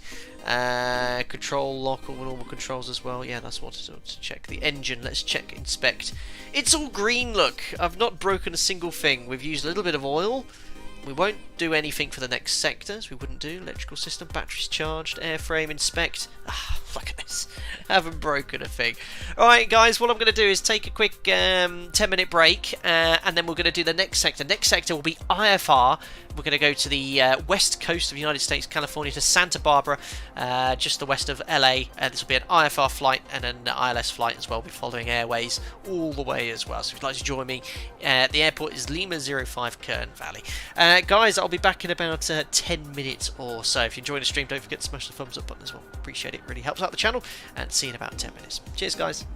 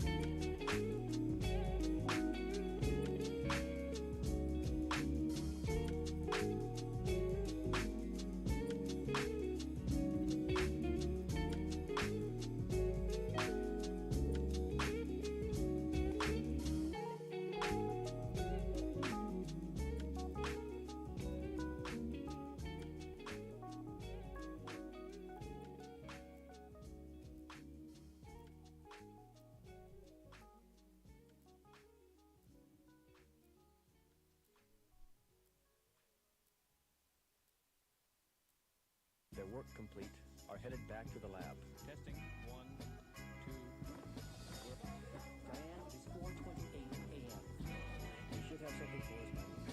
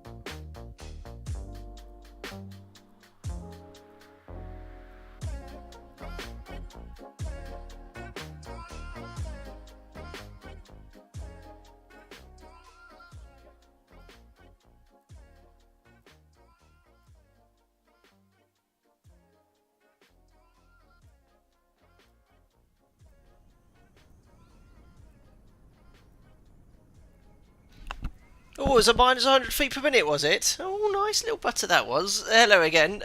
Just getting everything set up for the next sector. I just realised I've not updated Fly Live, so let me just put that in here. We're going to Santa Barbara now. Kilo Sierra Bravo Alpha. Same call sign, that's just been updated. Yes, Jim's made some friends here. We've got here Clive, Clinton, and Marvin and Mike, and I'm trying to pull him away, saying, look, we've got to carry on, go to Santa Barbara, get on our way. But yes, this is one of these excellent freeware sceneries available completely for free, and I was just looking around here whilst having the intermission, and we'll now walk back towards our aircraft. Actually, I don't have FS Realistic on today for these streams because I wanted to hear the sound here, but yeah, you can see it's very nice. Got a boat there. Port has just gone down after 2 hours of no problems whatsoever, so hopefully we won't have a repeat of what happened the other day. But yeah, I've just refreshed your browsers. Yes, I think the issue we're having is the hub being reset, but it's a shame that has happened again, and we went straight back there. But no, my laptop. Maybe that was a Microsoft Flight Sim thing. But no, you guys lost me too. So yeah, let's hopefully have no more problems like that. Now, one thing I've noticed on this aircraft sometimes it loses the registration.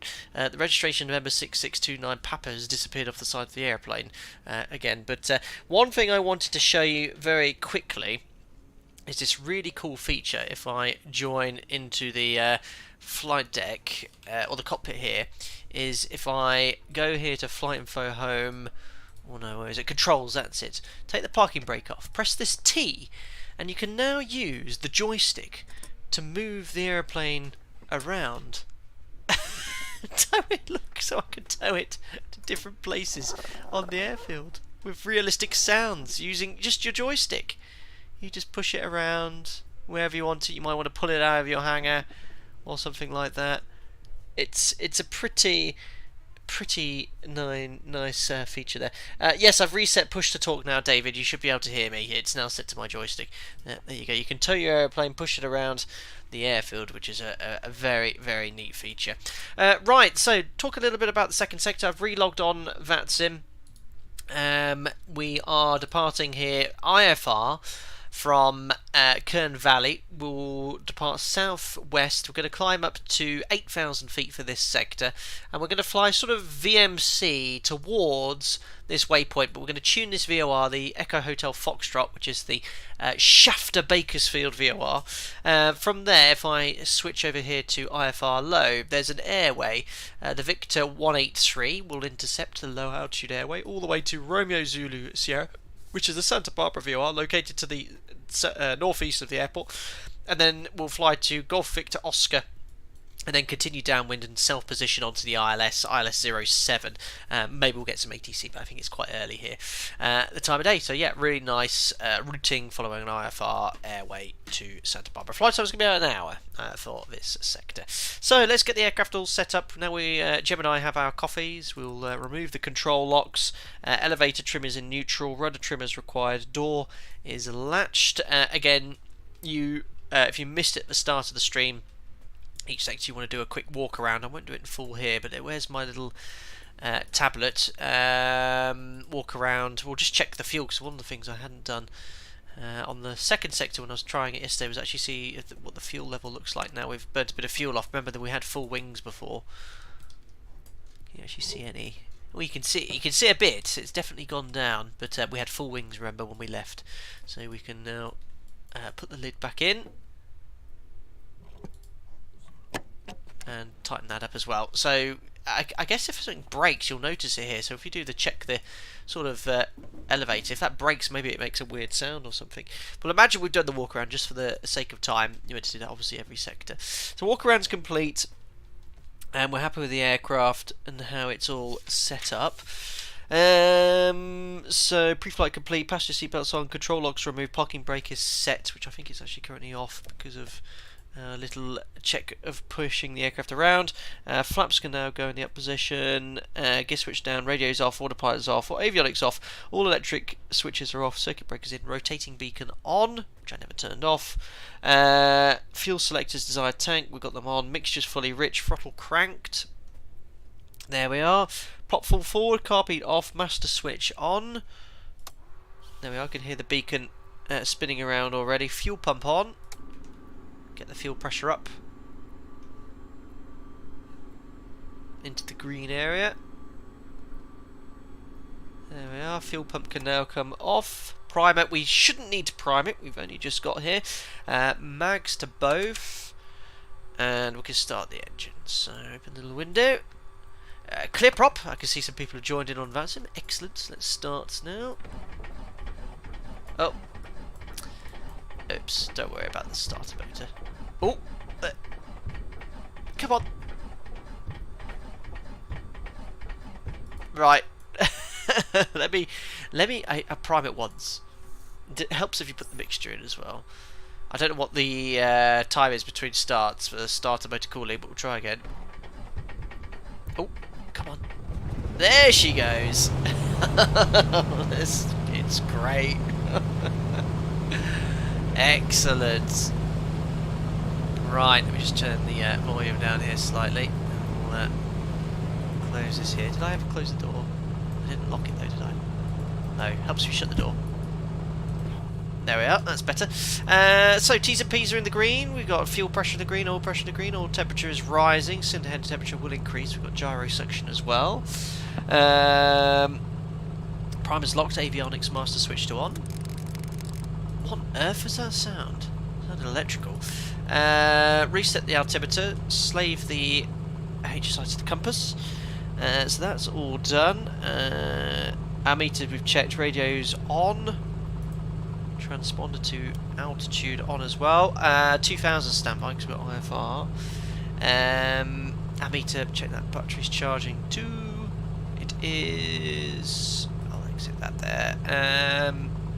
We've done sufficient fuel. Heading indicator set, so we'll set that to runway heading for now. 15. We'll put this to GPS as well. Okay, okay. I'm hoping it's still got the rest of the routing on. Yeah, it has to use a 5 to use a 6. So, as mentioned, we're not flying to it immediately after departure, but we'll tune up the first VOR to join up the airway, which is Bakersville, 115.4.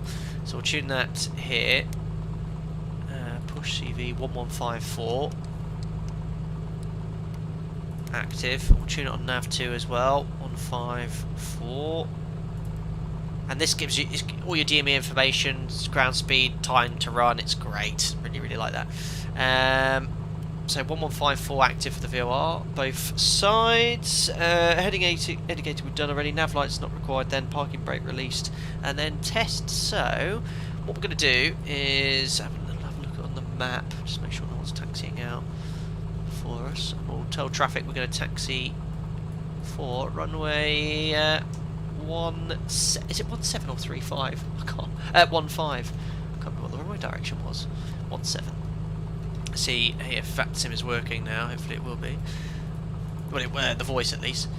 Kern Valley traffic, November 6229.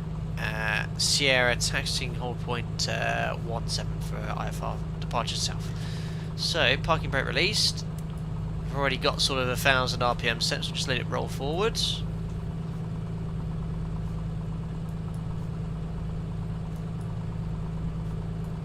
Perfect. We'll taxi on down. Kern Valley traffic, Comanche 7028 Papa taxis runway 17 IFR. Perfect.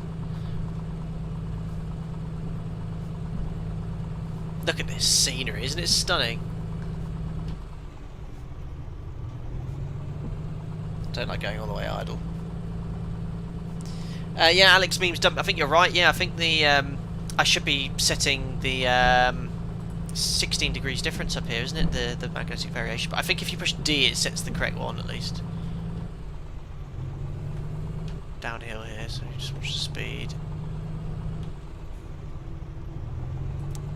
Message set course to 215. That's for our first track.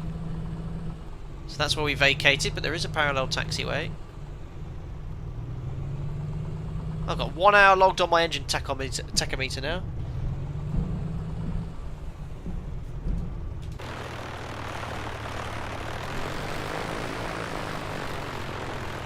Great little airstrip, isn't it? So obviously I should have checked the takeoff performance here, being at 2,000 feet, but it is long enough. I think all the tables are accurate.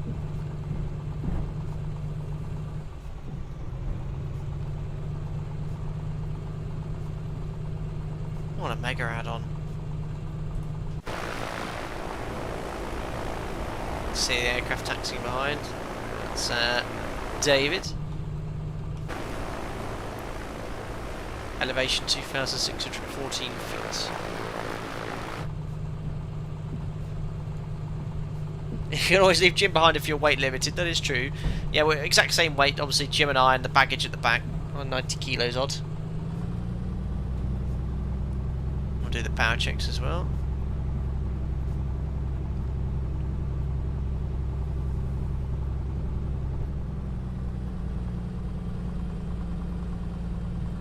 Ah, beautiful.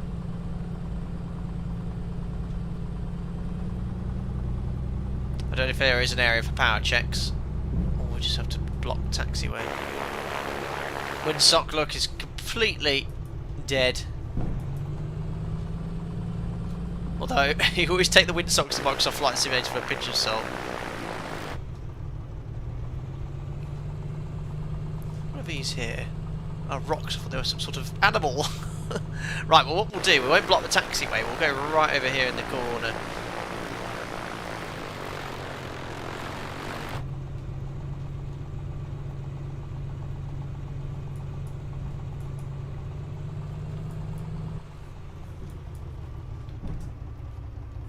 Weird white dot thing. Bit of differential braking. There we go, we'll do the power checks there. Right, parking brake set, time to do the run up. So into wind, brakes holding, fuel quantity checked, desired tanks required, mixtures as required, throttle up to 2,000 RPM.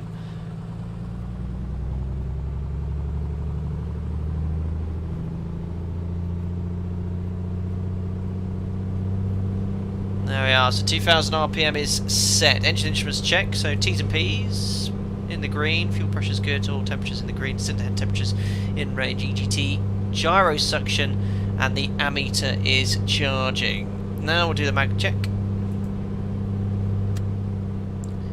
Perfect, no more 125 RPM. No more 125 RPM and max 50 between the two. Cycle the props.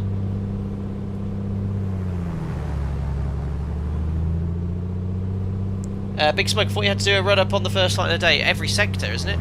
Well, I certainly remember doing every sector, GA.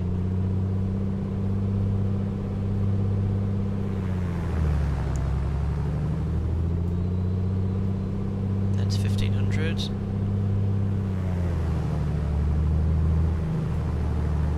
Make sure it holds 1,500. That's sound. So good. And all the way with the carb heat. Perfect. And then to idle.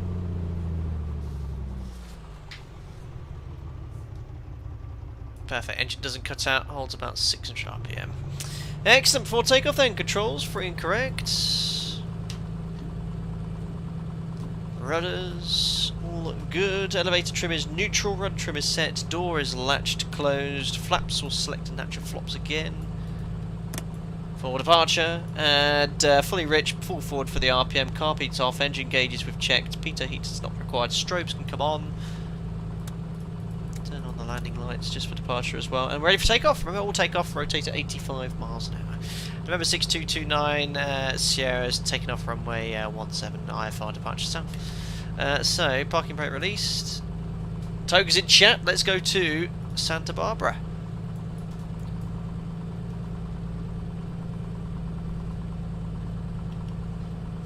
Kern Valley traffic Comanche 7028 Papa. I want to make sure the oil's at operating temperature. What is it up to? Yeah, it's all good. 200 degrees, 200 degrees. Right, Togas, let's go. Full power. That's set. Airspeed's alive.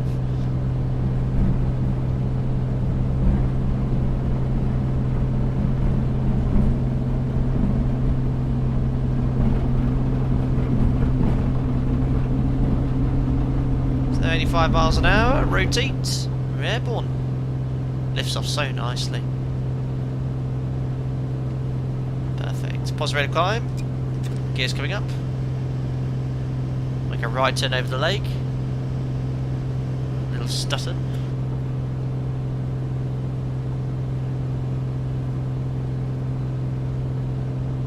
Oh, so beautiful. Flaps up. 110 miles an hour. Initial best rate of climb. It's, what is it? I can't remember the speed now. I made a note of it somewhere. I can't see it, but 110 is the best en route climb speed to keep everything cool. And so you can see over the nose. Turn the fuel pump off 1,000 feet above the ground.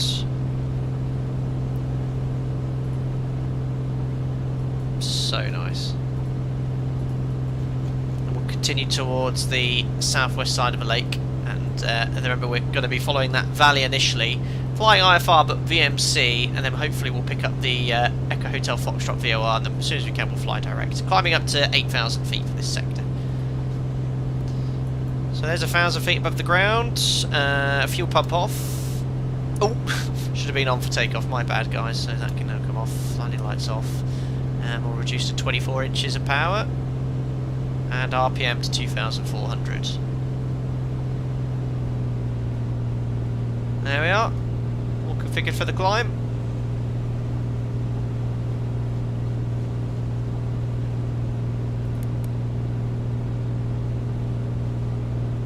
Beautiful.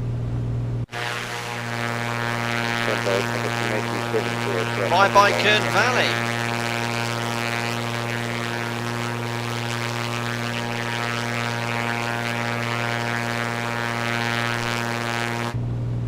If it was being gravity fed, they'd probably suction Black Doctor.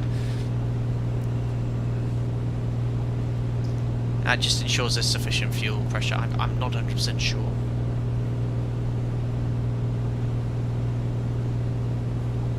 So we'll tune up the VOR. Oh no, we've got to tune up VOR, so we can monitor the OBS, which is on number 2. As soon as that comes alive, we'll be in range of the VOR. Now put our headphones in. Silence. Much better.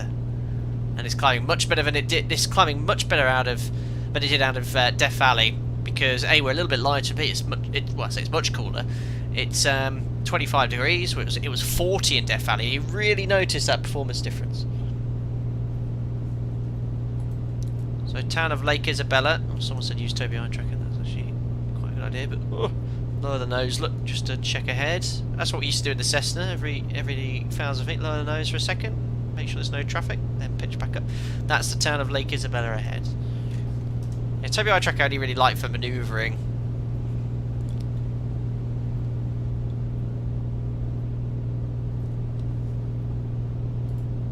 Oh, it flies so nicely.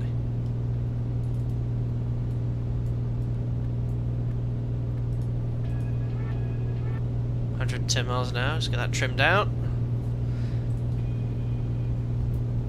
Oh, we actually picked up the OBS now, have we? Yeah, we have. Oh, cool. Well, we just need to climb a little bit. Remember, fly down that valley. There's some high terrain here. Look, it's above 5,000 feet here. So we're just above this high terrain when I want to keep climbing up to safety altitude of 8,000. So we'll fly VMC down this valley. As soon as we're out the valley, we can then fly direct to the VOR, join the airway.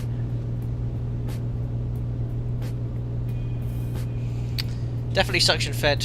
Wings are below the engine. Fuel pump ideally should be on until the power comes back to climb power. Otherwise, you may have had starvation issues. Ah, good job. Good job then. Black Dog's 737 is suction fed as well. So the pumps just ensure sufficient pressure. The engines will run fine. Once you get above sort of 30,000 feet, though, you can have starvation issues as well. Crafty Aviation has electric fuel pump and engine-driven fuel pump. The electric serves as a backup if the engine-driven pump fails. Having it off, it's not a problem as long as the engine one works. Perfect. Martin Keel, absolutely. I only have about 20 booked on for this group flight. So if you're a member who'd like to take part in the group flight tomorrow, absolutely, just tag me in the forum post for the group flight as well. Loads of slots left.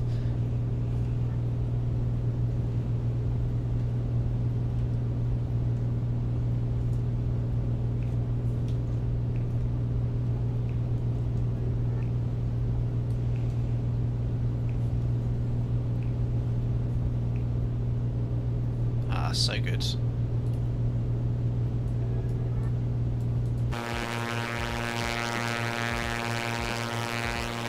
Weather's really on my side this morning. Is it still... What's the weather in Santa Barbara? When we left, it was in fog. 2 statute miles visibility. Oh, look at that mist ahead. Oh. Almost at 8,000 feet now anyway.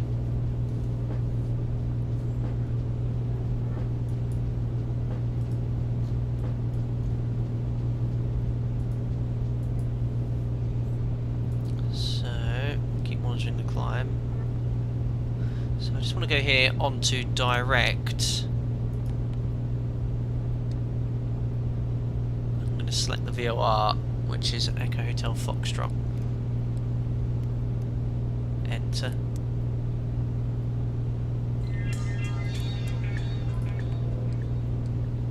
Activate. Perfect.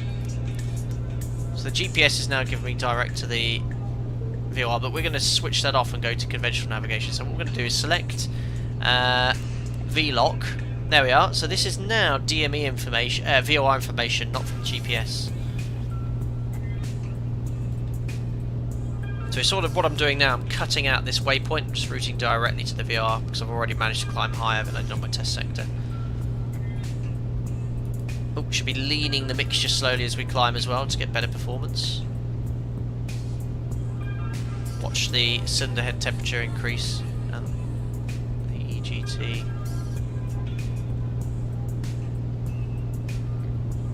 We'll set that up. We'll look at the table straight 8,000 feet. 500 feet to go.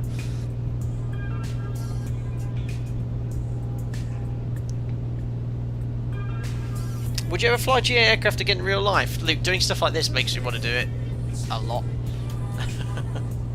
I've got too much going on in my life at the moment though to even attempt to do that. Perfect. Right, we'll almost level off here.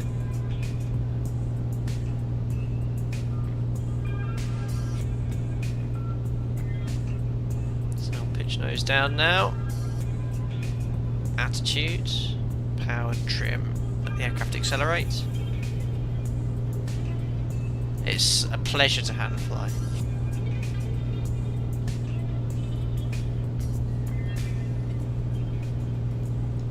Oops.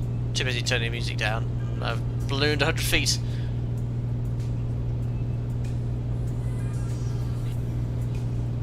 It's a good job we're flying IFR on this next sector. Reducing the power. Ooh, bit of a thermal there. And 2,100 RPM.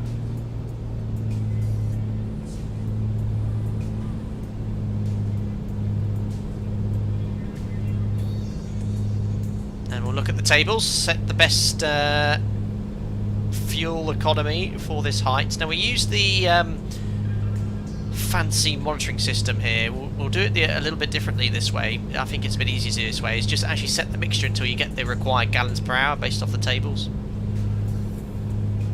Or I just use FJ Kunz's figure, 23 inches. So we'll go with that, 23 inches, which is that's as much as I can set on full power now because of the height. 2300 RPM. That will give us 12.7 US gallons. But I've got to lean the mixture first. Let me just I'm just going to get up to 8,000 feet. So just to show you that I've not leaned the mixture here, so it's running quite rich. There's too much fuel in the mixture. So I'm burning, what's that, 14 gallons per hour, 13.9 gallons per hour. We'll get some good savings here. Let me just get up to, let me just do a bit of better flying here.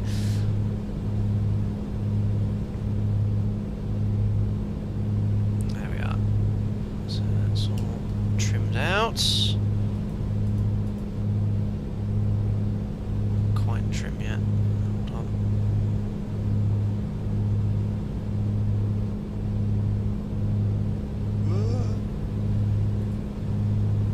The flying's not very good.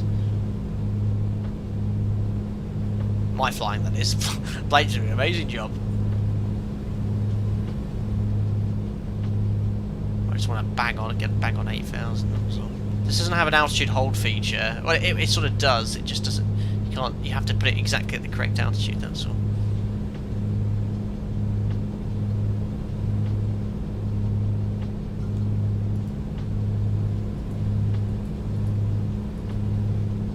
Oops. So I'm going to put it on the high, and altitude hold is on. There we go. Perfect. So navigation-wise, look, we can rotate this to distance. 6 minutes. Look until we're overhead. Echo Hotel Foxtrot. Distance is 16.6 miles. Right, let's lean this mixture. Perfect. I should now 143. So I've still got, look, the mixture's fully. Oh, no, I've leaned it a little bit, but we can lean this a little more here. So we can use this LF feature and start leaning it, as we discussed before. So cylinder number 4 has the highest EGT. So slowly lean it, lean it, lean it.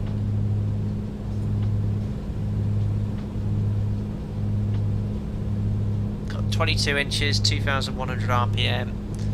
And look, as I lean the mixture, watch the fuel flow. Watch the fuel flow decreasing as I lean the mixture. It's about getting that optimum fuel air mixture for the engine. Leanest, so cylinder number 2 is now the leanest, and we now enrich it until 50 degrees peak of lean EGT, so minus 50 here. There we are, it's all done. So this is sort of the most optimal setting now. Obviously, you know, you've got different factors, so I could set even less power, lower RPM, and fly slower, maybe get a little bit more out of it. But so we're trying to find the best balance between endurance, range, speed. I need to enrich it slightly more now, because I need minus 50.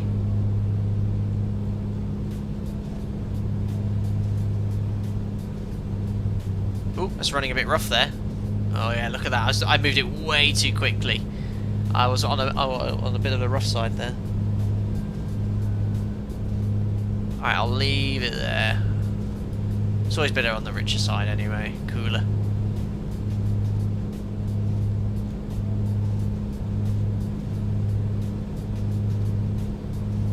Perfect. Right, navigation wise then, still inbound to the VOR. Can you actually get the nav idents? Well, you can. It's very, very quiet though.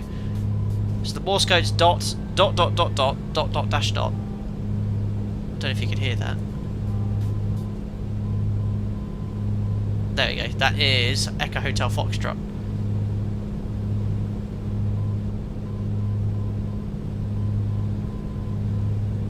How do I turn up the volume of that? Oh, it's as high as it goes. Cool. So we're now flying over Eastern California. We've gone over all the high terrain, and we're going to join this airway now from Echo Hotel Foxtrot.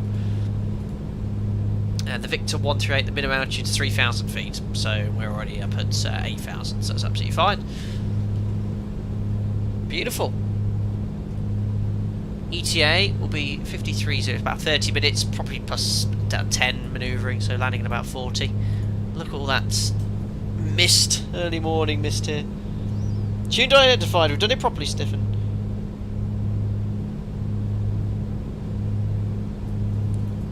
Engine's running beautifully. We've got 2,100 RPM, about 22 inches. We're burning 11 gallons an hour. We've got just over 15 gallons a side. We've got loads of gas. Everything's beautiful. Got GPS backed up, conventional navigation. And ahead is sort of the largest, or to the left here is the largest built-up area we've seen all day. This is Bakersfield, off to the left-hand side. Anyone here been to Bakersfield before? I'll see you in a second. We started in Death Valley. What an adventure we've had. What an adventure.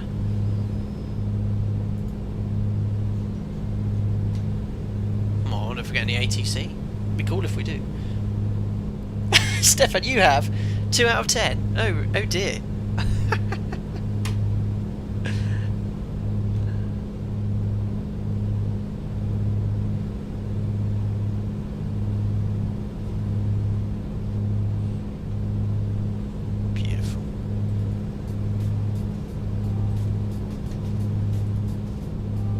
What I like about this as well is the sound outside is from Microsoft Flight Simulator, but the sounds inside are sort of from A2A directly. There's two different things on the volume mixture, so I can actually control my external sounds a little better. Now, what's all this here?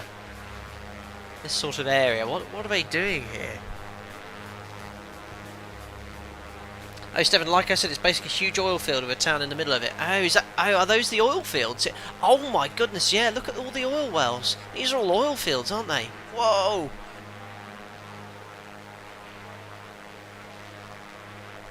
That's crazy.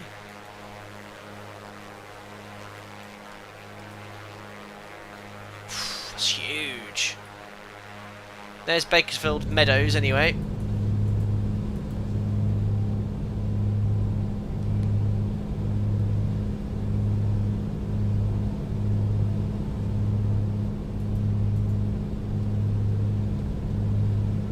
That's amazing. Right, 2 miles to VOR. Less than 1 minute, so we need to go to heading select for this. So match the heading.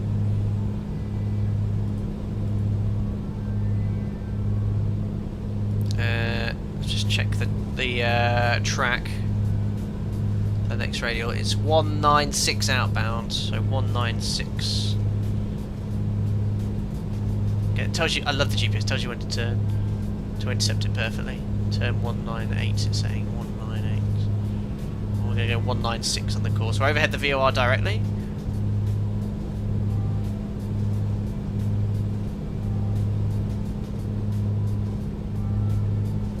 There we go. Come out the other side. See if we can see the VOR.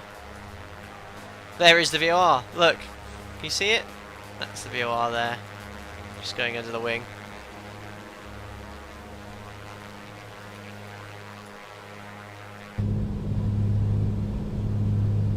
There we are, and this is going to take us all the way to Santa Barbara VOR.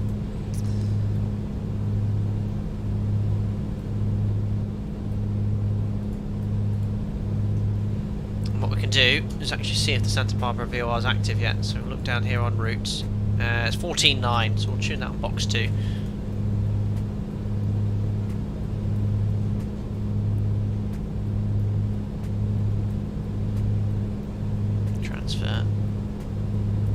There we are, 64.7. We'll check the ident, which is Romeo Zulu Sierra, nav 2.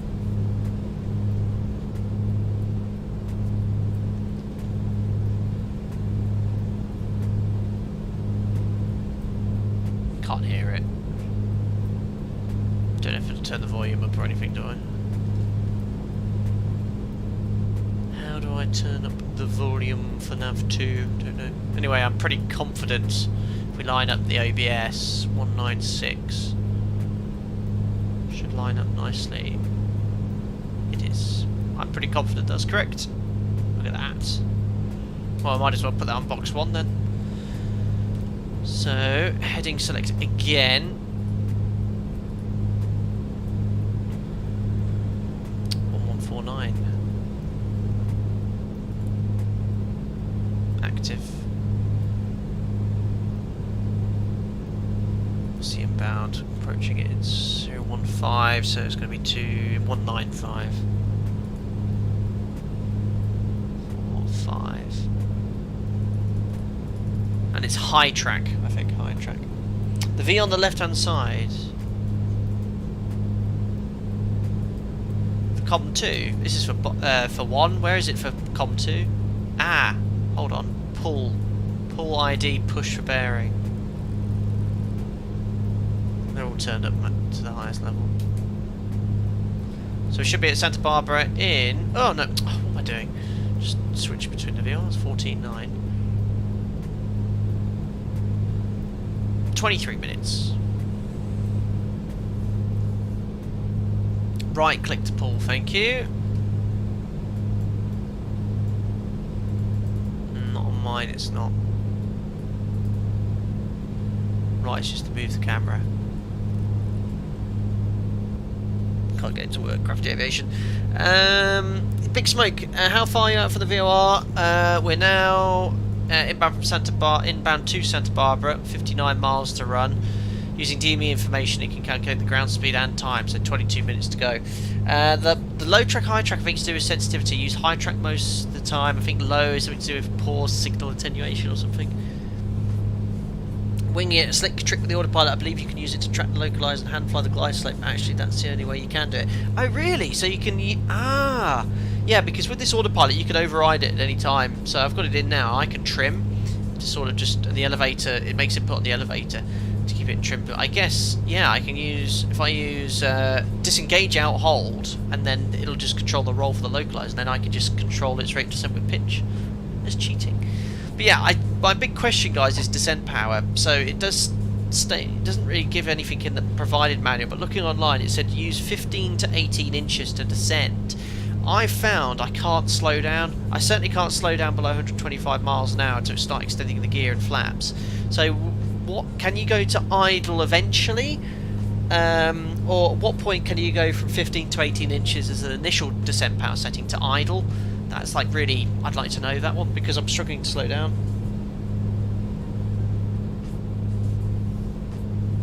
I remember in the 150, the 152, and the 172, you wouldn't obviously go from the cruise for like 45 minutes and go straight to idle. But there was no limitation. I think you'd slowly bring it to around 1700 RPM. Ah, thank you. Yeah, so James French, that's who I wanted to hear from as well. Yes, you can. So it's just initially sort of 15 to 18 inches, and then when you slow down, you can start reducing power further.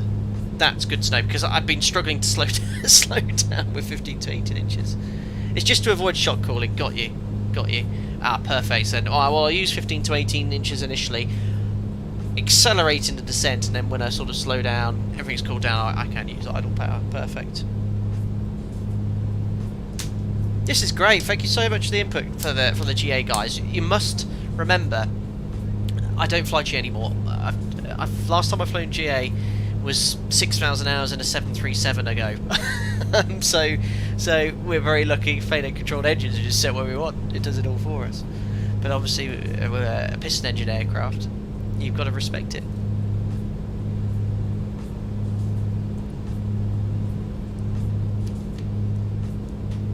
This beautiful part of the world. I'm bringing my VFR chart out. So flat around here, so I'm about to cross a lake or a body of water of some sorts. Oh, there it is. What's that? Probably some sort of irrigation lake, isn't it?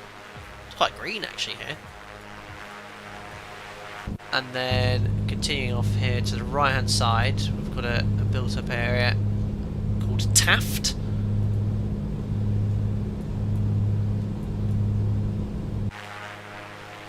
Can't quite see it yet. It's just on the foothold of these mountains, just up here. From Taft, we're going to then cross the mountain range here. If someone could name them for me, that would be great. And then there is Santa Barbara, and there's an airway we're joining here to Juliet Victor Oscar, which for some reason, I don't know why, you have to hide this. The only way to see it, if you unload it, then it brings up the airway, look, Victor 1-2. But if you select the flight, it sort of gets rid of the airway, which is a bit annoying.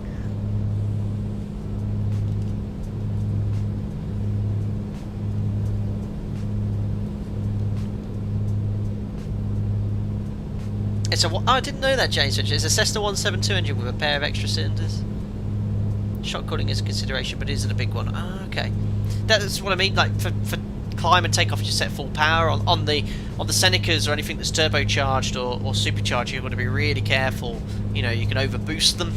On the Seneca 2, I remember it was really easy to overboost the engines on takeoff and go around, so you had to be really careful. They had wastegates, obviously, but you had these big amber overboost lights right in front of you, and I remember when I first went around, I was like, ooh, the instructor was like, no, reduce the power, and I was like, ah.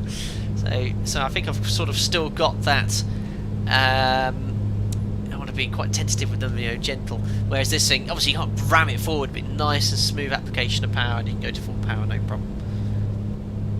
The Western Alpaca range. Is it actually?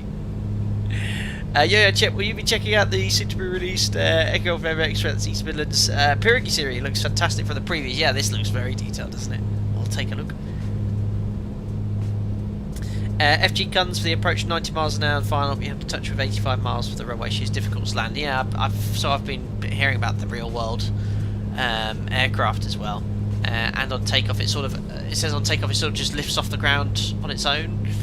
But yeah, I've got that in my notes. 90 miles an hour initially, and then 82. I've got it down as for final. Well, I'll use 85.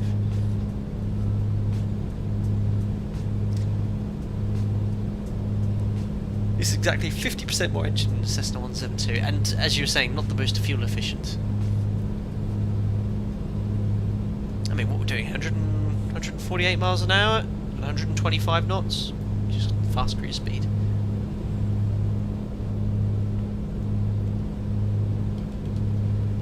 Right, just reset the altimeter and the HSI. What's the magnetic variation here?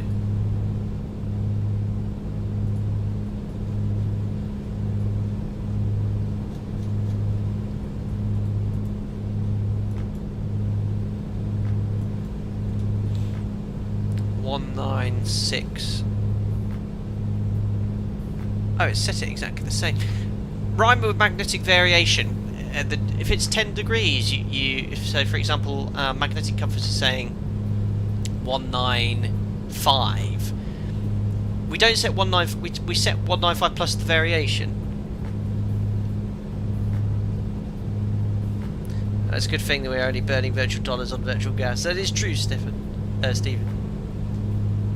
I find it on real dollars. There's a reason I've got 10 times as many hours in the Mooney for the Comanche. The Mooney, a lot more efficient then.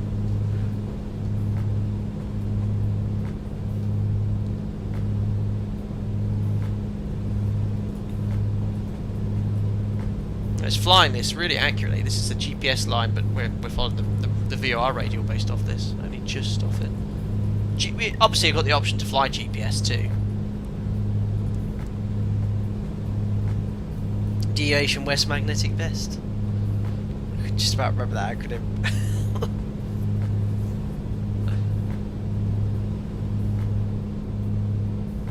The Arrow wants to land, the Comanche wants to fly. That was it. I went to the guy's Arrow years ago, and I think it had the fuel checker underneath.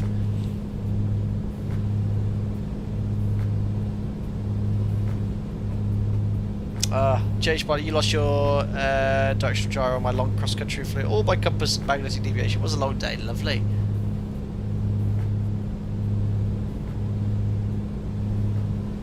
Yeah, when these are slaved, it makes your job considerably easier instead of having to just deal with the drift all the time.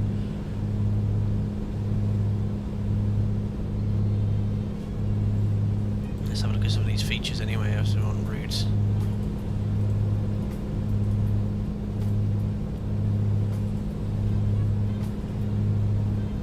You can inspect it whilst you're airborne, that's quite useful. You can sort of see the different temperatures look at the cylinders as well, or the EGT. Oh, I haven't pulled the carb heat out for a while. But it's so dry. Carburetor icing, it can happen in any temperature really. Humidity is a big factor.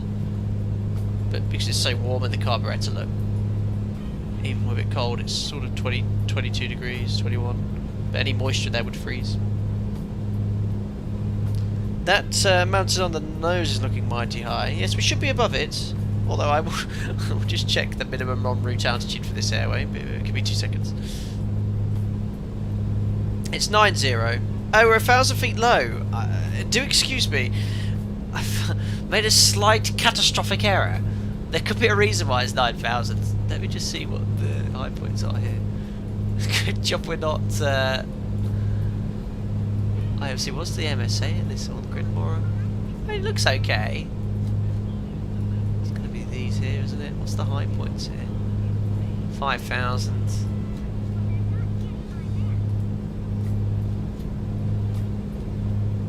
Is that on the high charts? You got the Morals. 10, ooh, 8, 9.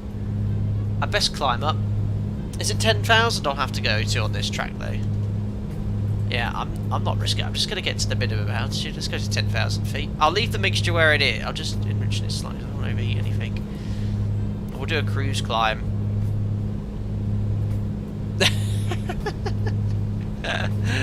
well, let's go to 10. I've got to do even on this track. So autopilot I'll hold off. Autopilot disconnect. Autopilot off. I'm already at full power, so I'll just pitch up to 110 miles an hour. 8,000 should be enough. Okay. Well, I just want to get above the Mora. The minimum. The Mora was 9.1. I don't trust anyone in chat these days.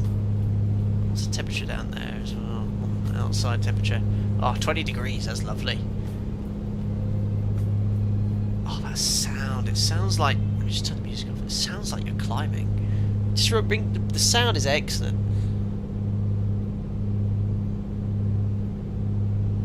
Oh, we'll have to lean the engine and power. I've done a cruise climb. I don't know if I was meant to increase the RPM.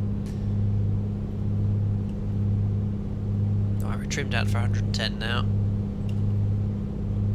Any higher, I'll need oxygen.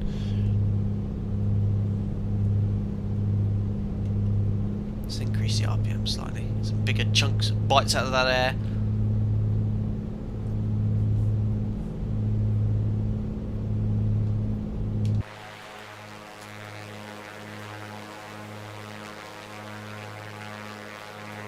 So nice.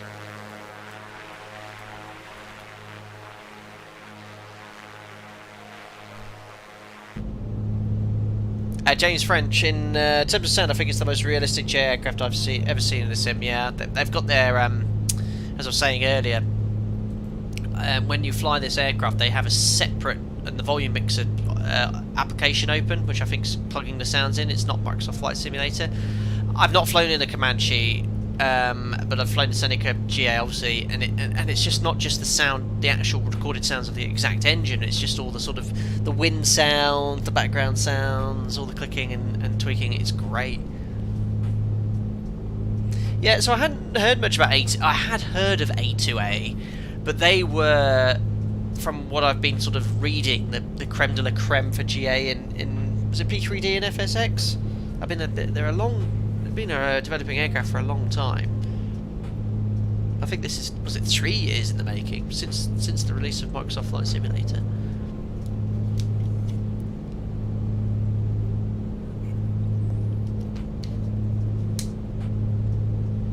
Welcome. Almost at 10,000 feet here. They had some warbirds as well. Cool. Welcome aboard, Gunny Weather. Hope you're doing well. Thanks for subscribing and supporting the channel.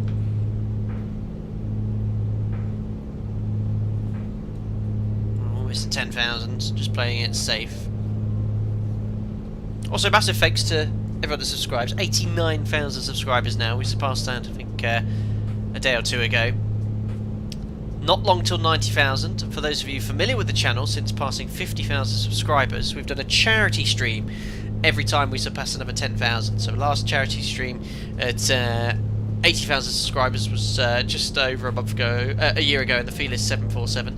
We've done a couple of other charity streams in between just to support some good causes. So yeah, I'll start getting around to planning that soon. Corner, what was that dial on the left window? Yes, it was outside air temperature. Right, there's 10,000 feet. Full power, because of the editing, I'm only getting 21 inches, so I'll leave full power set now.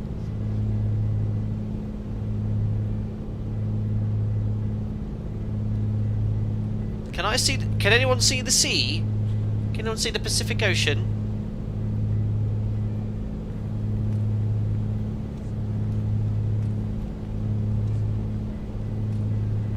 Beautiful. I'm still hand flying. It's the weather conditions are so nice today. Oh yeah, we just need to check the weather though for Santa Barbara. It looks a bit foggy.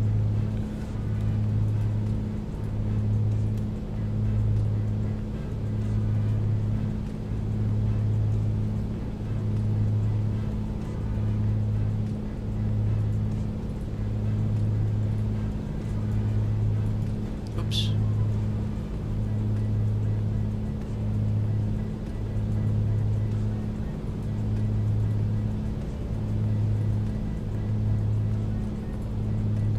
Actually, holdings on as well. Oh, weather's improved. 8 statute miles, 14085, 2992. Are you flying the TCA? Yes, using the joystick today. Right then, well, we'll start by setting up for this approach. So what we're going to do, fly along these airways until we get to Golf Victor Oscar, and then we're going to fly ILS 7.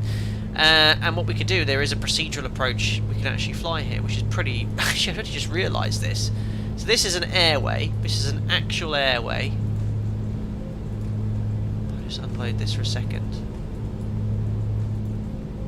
So we're following this Victor 1-2 airway from San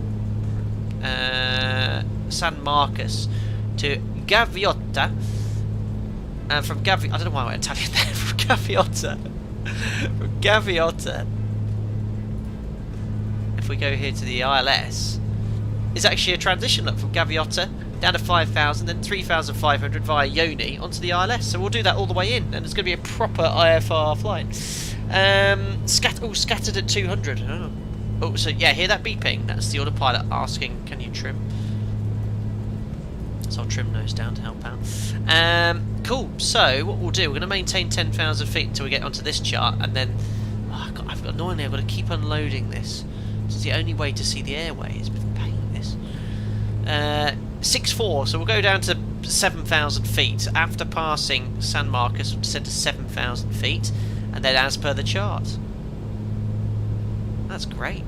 So just got to remember 7,000, and we're going to be there in 7 minutes. So we'll just reset the power setting here for the cruise. 10,000 feet. Let's get the tables out.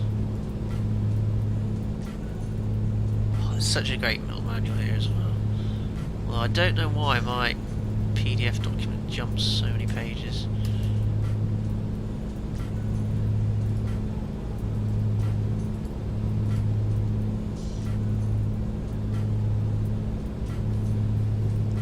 By the time I found it, we'll be descending anyway. I need to print this out. There it is. What? So 10,000 feet. 10,000 feet.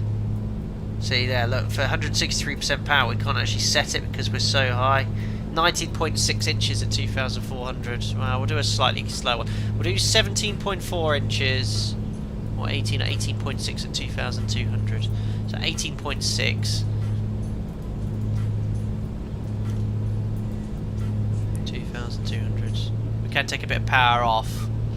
18.6. It's a little bit more of an efficient stream, a power setting. And for that, 2,200, 18.6. Lean the mixture until you get 12 gallons per hour. Well, I'm getting 10. Oh, 10.3, 10.3, 10.1. Well, the mixture's pretty much perfect then. I'll leave it as it is. Right, let's have a little look at this ILS chart then. So we'll be flying down via Habit. We can descend to 5,000, 3,500. Then once we're established on the localizer, step down 2718. Minimum's 213 feet on the altimeter. We need half a statute mile, isn't it? 2,400.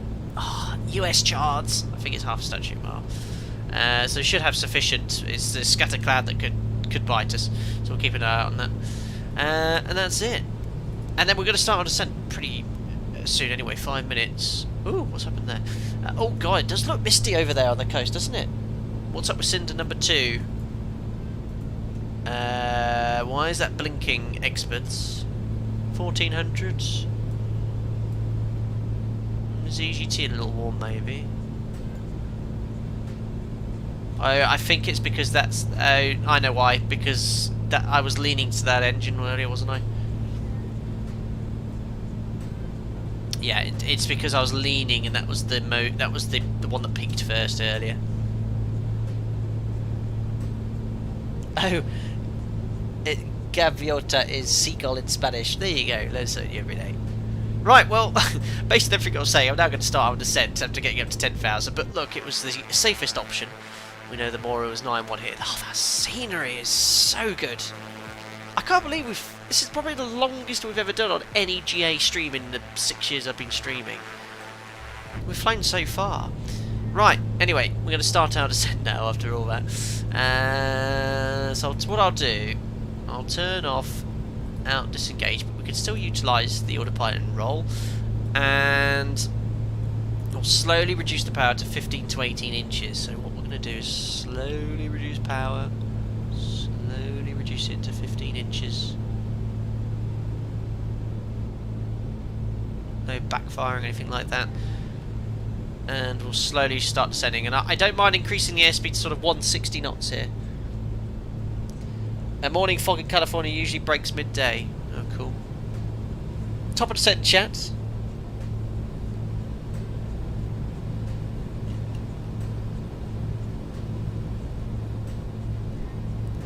And the minimum descent for this airway was 7.6 initially, wasn't it? This particular airway we're on is 9.0. Okay. Well, I'm happy that we're visual and going below that. I don't know if you're up for it today, but doing the run from Santa Barbara up to Half Moon Bay on Monterey along the coast is just beautiful. What a bit! I'm nearly 3 hours streaming here today. Come in secure, Captain. But I'll potentially fly that on another sector. And lights are already off. Perfect.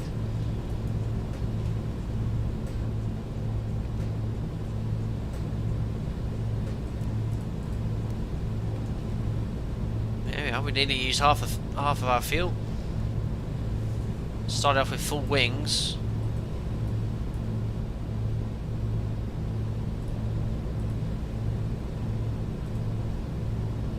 Oh, always cold. Always cold in the cabin. Let's get some cabin heat. You'll be alright, Jim. Let's put a jacket on. No wind. It's beautiful. Yeah, we've got 64 litres aside. Sorry, I'm metric here, my US friends. That's the SoCal Marine layer. You know, credit to Microsoft Flight Sim. The weather simulation is epic, isn't it?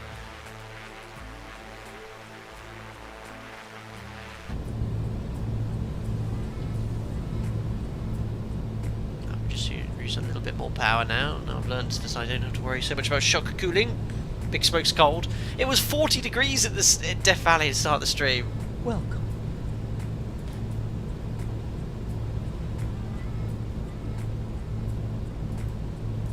One minute till we get to the VR, so let's revert to heading. Realign all my cards. Heading. Outbound is 259.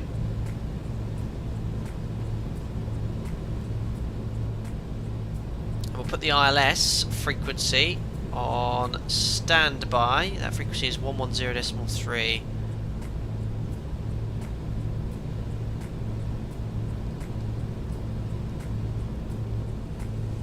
And there is the airport, straight ahead, Santa Barbara Airport.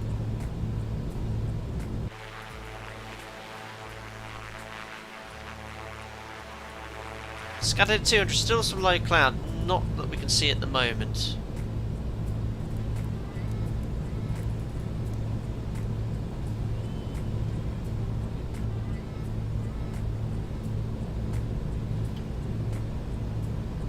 Just a little bit more power. So get ready to fly 263 in 2 seconds now. That's a great feature on the Garmin's. I remember that, and it sort of perfectly time it so you just overfly your waypoint pretty much spot on and roll out, not too far off where you need to go. So in the turn, don't go into a bit of a spiral dive. Remember, I'm still controlling pitch here. Now we're visual. Oh, that is stunning, isn't it? Absolutely stunning. Sort of descend a little visually. Oh, that looks so good, doesn't it?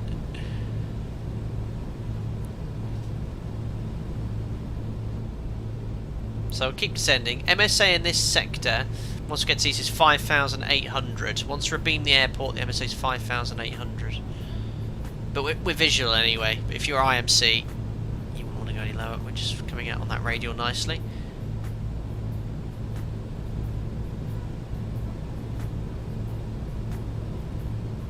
So we're going to descend to 5,800 first. Use a little bit more power. Keep the cruise RPM still. That is stunning, isn't it? Great performance as well in the sim. Oh, look at that! I've had fun today. I've really enjoyed this stream. This sim is a real winner in these conditions. Like, perfect. If you want to do GA, you can't get any better than this in a desktop sim. Really. I mean, recorder, yeah, that's a good point. Thank you for reminding me. Flight recorder coming on for this. I've never tested it in this aircraft, so God knows what it'll be like afterwards. But there's only one way to find out. So, MSA 5,800. We'll level off at 6,000.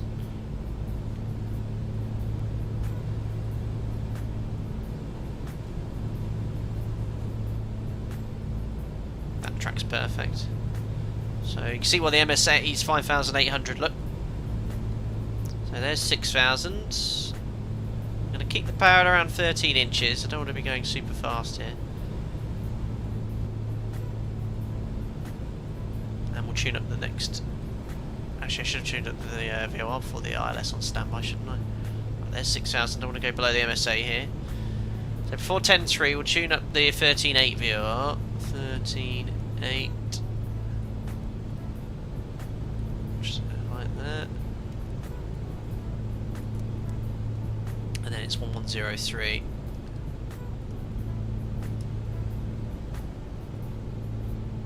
15 inches.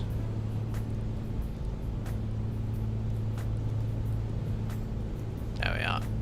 So 3 minutes until the VR. We're just going to maintain the MSA 6,000, and we can then go down to 5,000 feet when we're outbound from GVO. Let's watch my speed. Let's go up to 18 inches. Just watch my track as well. I'm still on heading hold here.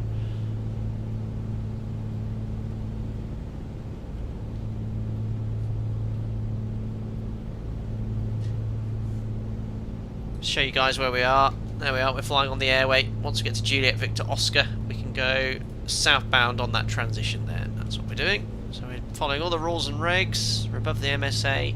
The airway height was a bit higher, but I'm happy to sort of set visually there. So what did they do to get the flight model so good? They're using like their own in-house flight model. I don't think they're using Microsoft Flight Simulators thing. I don't know. Ooh, it's looking a bit foggy. It's a good job we're doing an ILS. Oh, that's stunning. And obviously you're seeing the streamed quality version. Ooh, what does REM mean, guys? I'm concerned by the blinking light. I'm going to enrich the mission. I'll go a little richer. REM, I don't like things that are blinking at me. There we are, I'll disable it. There we are, that's a good speed for me. 6,000 feet. And then we can step down to 3.5. 10 gallons remaining. Oh! Yeah, but I know what, I didn't reset that, did I? It's a fuel thing, isn't it? 9.9 remaining. Yeah, I've got a lot more than that. You're losing your religion. REM reference there. Ooh, height. So we've still got far. I've sort of slowed right down. It's going to take us longer to get to the VOR.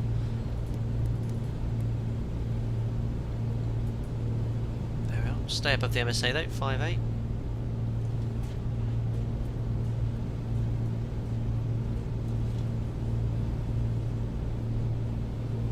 There we are. Back down to 6,000 feet.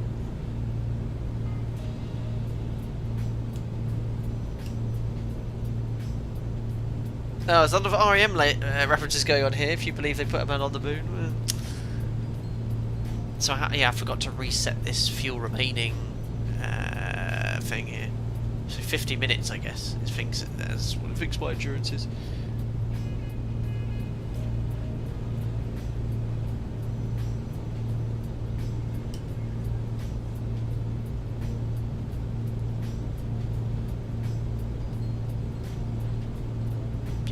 So nice.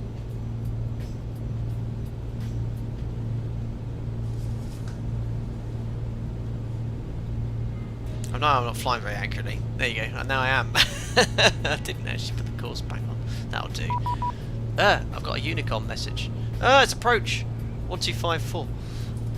Oh, this could be interesting.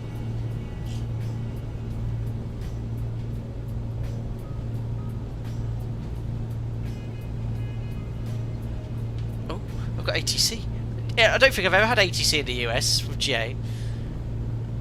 Santa Barbara approach, hello, it's November 6229 Sierra, currently downwind inbound to Golf Victor Oscar for ILS 7.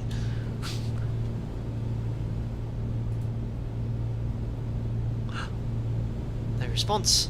Number 6229 Sierra, Santa Barbara approach, good morning. Squawk 5102.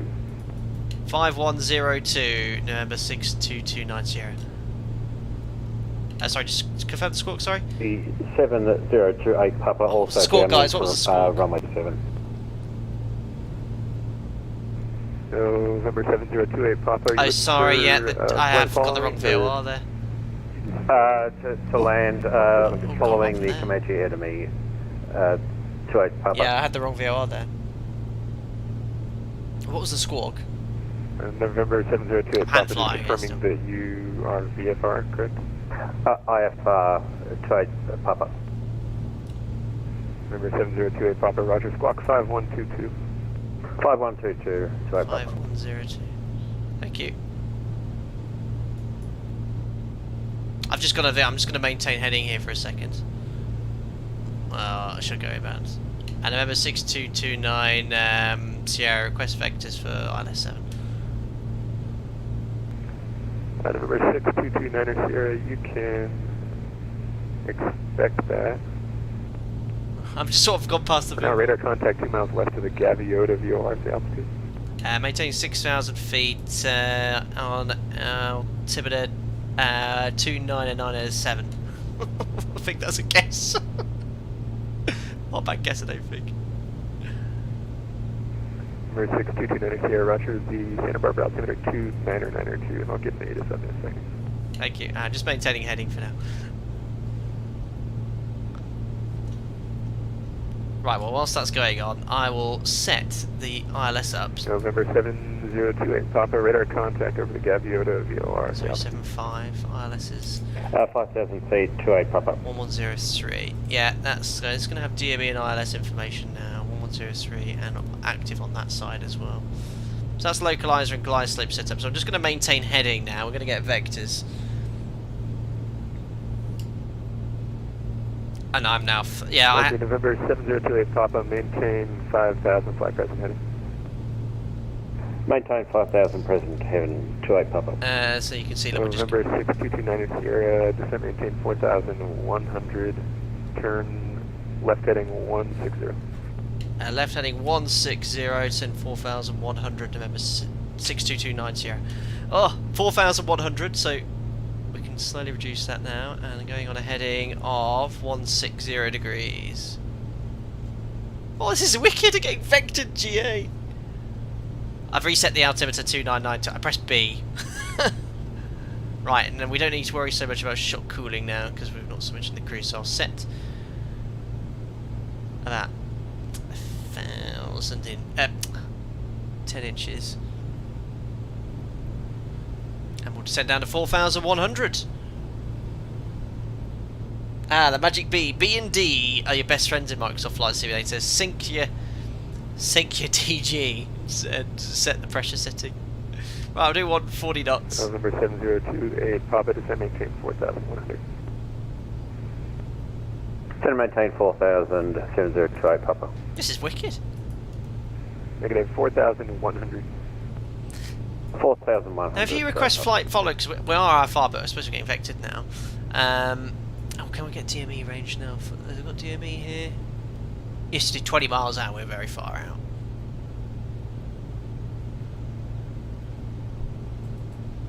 Original aircraft Santa Barbara information, Charlie, now current wind 1306, altimeter 29991.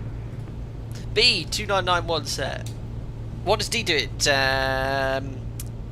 updates your DG to the compass, 'cause it's not slaved. what the DME reads. There's 1.2. DME reads 1.2 miles over the threshold here. Oh, look at this! So good. Yeah, if you were flying VFR and you wanted vectors, approach the airport, you just request vectors or, you know, request visual approach, because we're IFR here. November 29 Sierra, turn left heading 105, join the runway 7 localizer. Left heading 105 to join the localizer 07, November 6 Sierra. Is that right? November 6 Sierra can now shorten it to. I've never flown this since I did my hour building 10, 11 years ago, whatever it was. No, oh god, no, I've been here for 12 years. 14. Number 2A Papa, turn left heading 160. Left 160 to 8 Papa. So maintaining, remember to level off at 4,100. Completely hand flying this as well.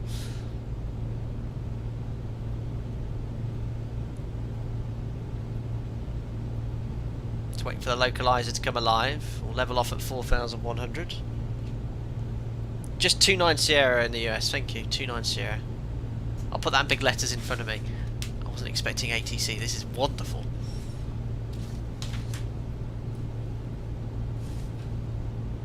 Right, coming into 4,100. What's my heading?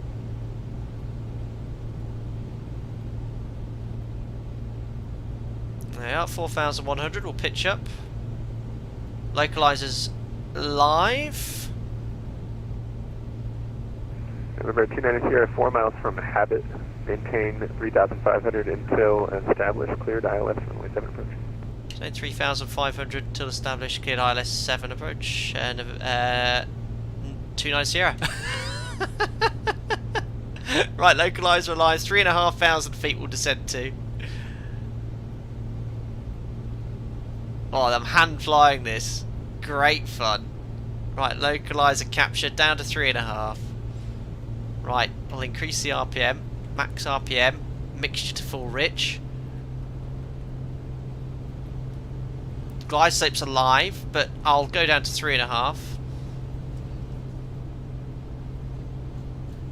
Oh, 5 times ground speed, guys, isn't it? 5 times ground speed. What's my ground speed? Remember 2A Papa, you can expect a turn direct Habit and your clearance in about a minute. 120. What's 128 times 5 quickly? I can't do all too much mental maths. Ah!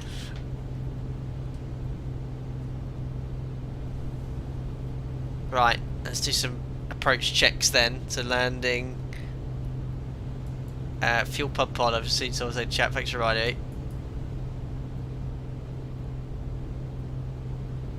Right, fuel pump's on. Mixture fully rich, props max RPM, 120 miles an hour, we can drop the gear down below 125.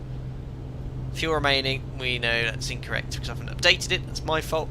Maintaining 3,500 feet. That's a good heading to get back onto the localizer. I can see the runway ahead. Just add a little bit of power. 640 feet per minute, thank you. Carb heats, yes, I bet. Oh, it's a bit humid here actually. I haven't pulled that off since 2A Papa, turn left direct Habit. Left direct Habit to 8 Papa. 29 Sierra, yeah, there's that my call sign. Oops, just want to, yeah, we're established on the glide slope now. 29 Sierra, established ILS 7. November 29 Sierra, wind 130 at 6, runway 7, clear to land. We're 7 clear to land, November 29 Sierra. Right, we're established, so let's just get the speed back a little bit. We're still 10 miles out. Don't need to start configuring yet. Get back onto the localizer. Now there's the glide slope. So now you guys said about 600 feet per minute. So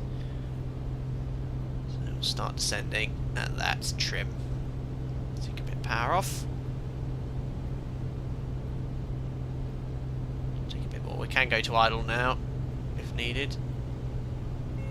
That's the gear warning horn. That's fine. It's not fine, but we know about it. Yes, very hazy. We could still get some scattered clouds here at 200 feet. That's a bit better. Do you enjoy the sounds on this add-on? Oh, localizer glider checking's looking good. I'll drop the gear around 5 miles. Well, I'm just trying to think of a GA. When would you drop it? Not yet. A little high on the glide. Tiny bit. Just increase that rate of descent to about 700-800 feet per minute. Oh, do you pull the carb out on final like you did in the Number Cessna? 28 Papa, 4 miles from Habit, cross Habit at above 3,500. And when you go around, you add the power and stow the carb at the Cross same Habit time. 3,500, cleared ILS 7 approach. 28 Papa.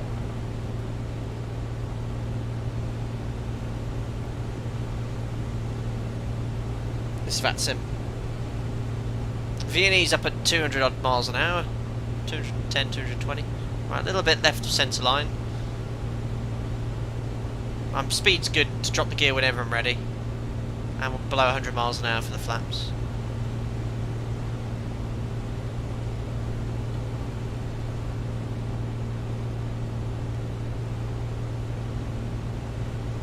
Oh, it flies so nicely. A little bit of buffeting.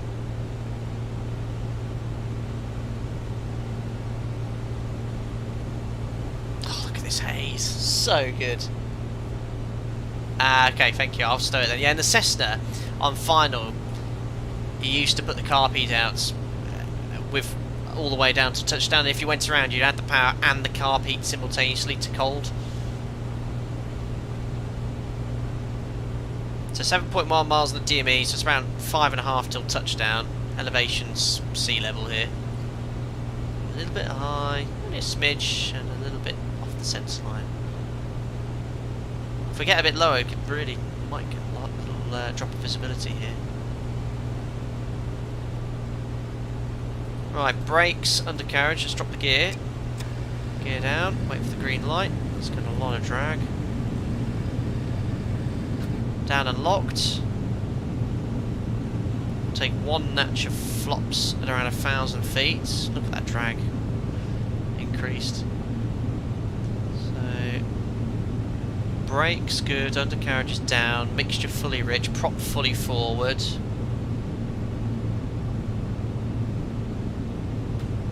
Flaps will extend shortly. There's the gear down, well at least the nose will.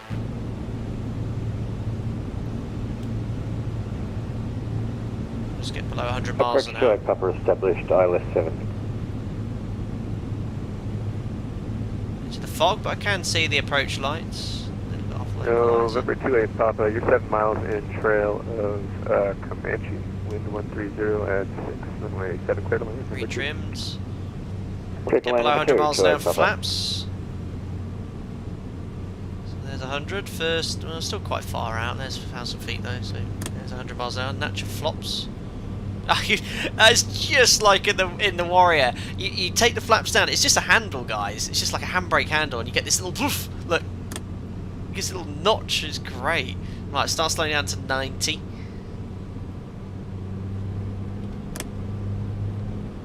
And remember, guys, I fly a 7.3, so I'm pitching for attitude and power for speed.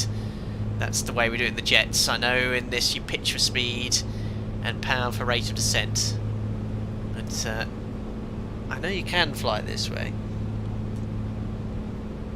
Runway's in sight. This is the Orbeck scenery for Santa Barbara. A little bit low on glide slope and a little bit left of centre line.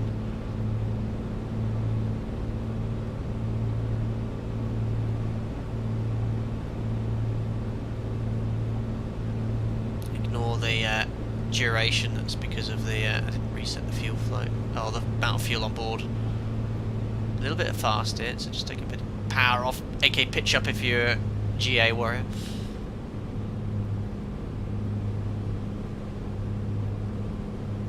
Keep the runway at the same point in the windscreen now. That's the same regardless of the aeroplane. Oh, it's such a beauty.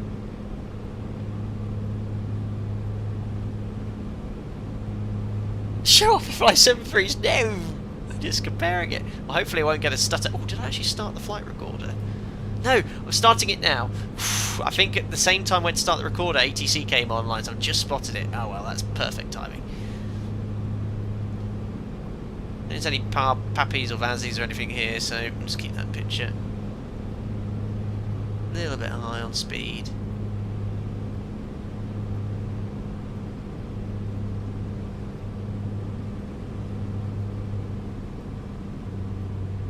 A little bit low on glide as well. I'll pitch up to get the speed off. Back onto the glide as well. 85 miles an hour for the touchdown. A little bit of crosswind by the looks of it.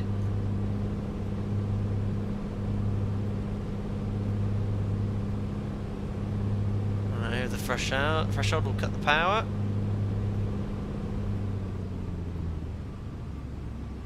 And just hold it off. Hold it off. Stall warner's going off. Oh, it was a bit firm. Well, minus 82.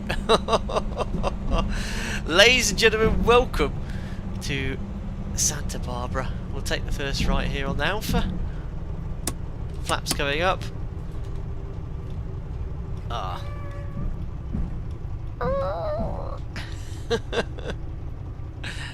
And November 6229 Sierra vacating right on Alpha. Request parking Atlantic Aviation.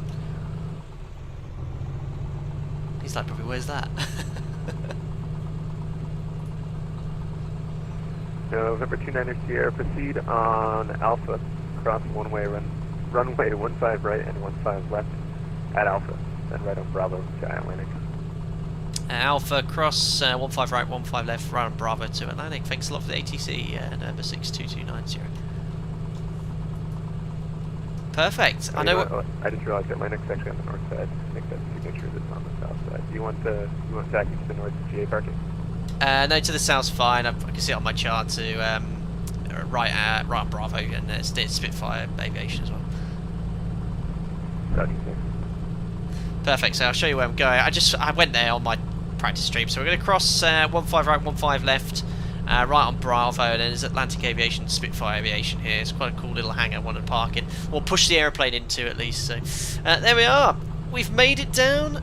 Great little flight. Yeah, slipped out. Yeah, I didn't decrab or anything on that landing. I just sort of plonked it down basically. But yeah, great enjoyable flight. I hope you guys enjoyed the amazing Comanche. What an add-on. It's so good. So good. Right, cleared to cross 15 right and 15 left.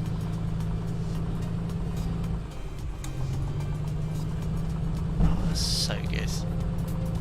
Been flying for 2 hours. Look, engine's been running today. 2 hours on the taco. Perfect. Next right's Bravo, and this, as I said, is the lovely Orbex scenery.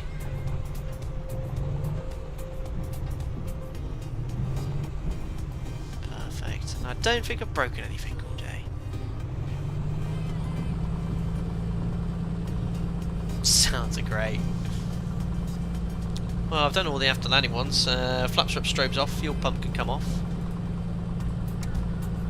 Mixture's leaned if needed, it's not full rich, full max RPM as well here.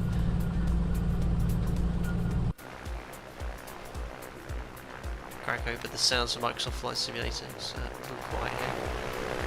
Watch my speed, it's a bit quick there.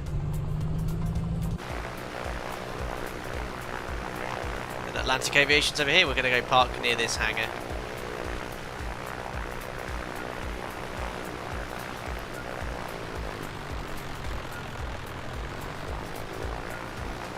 Beautiful.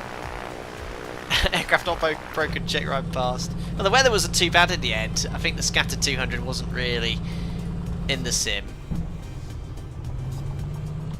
There you go, you can see over there, look, Atlantic Aviation. I'm going to do those park just in front of this hangar over here. So nice. This is the hangar we've rented. What we're going to do is going to flick it out there. We're actually going to push it into the hangar as well.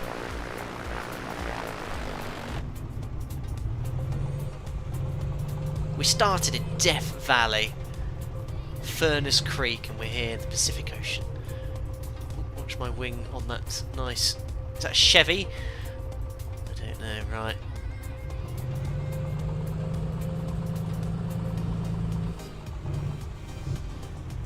There we are, let's stop it there. Beautiful. Right, parking brake is set. So shutdown checks, parking brake set, radios can come off. Avionics master switch to off. There we are, that saves Microsoft Flight Simulator flight. Throttle closed. And then mixture to idle cut off. Ladies and gentlemen, welcome to Santa Barbara. Excellent, superb. Right, that's all done. Throttle's closed. Magnetos can come to the off position. As we're securing the aircraft now for the last flight, we can also make sure the fuel pumps are off. Fuel tanks are off as well. And then it's just open the doors. Let's get some fresh air, Jim. Yeah, I haven't quite finished yet. I'm actually going to release the parking brake for a second. Let's get the aeroplane into its hangar. And let me go here to controls, T. There we are. And I can now use my joystick to push the aeroplane into the hangar. It's so good. Oh, I hope there's enough wingtip. It's not a Cadillac. Your Cadillac's waiting, sir. Excellent. Renting that hangar for a Comanche, yes. Doesn't live outside. Watch the wingtips here. Look, you can just control it with your joystick. So good.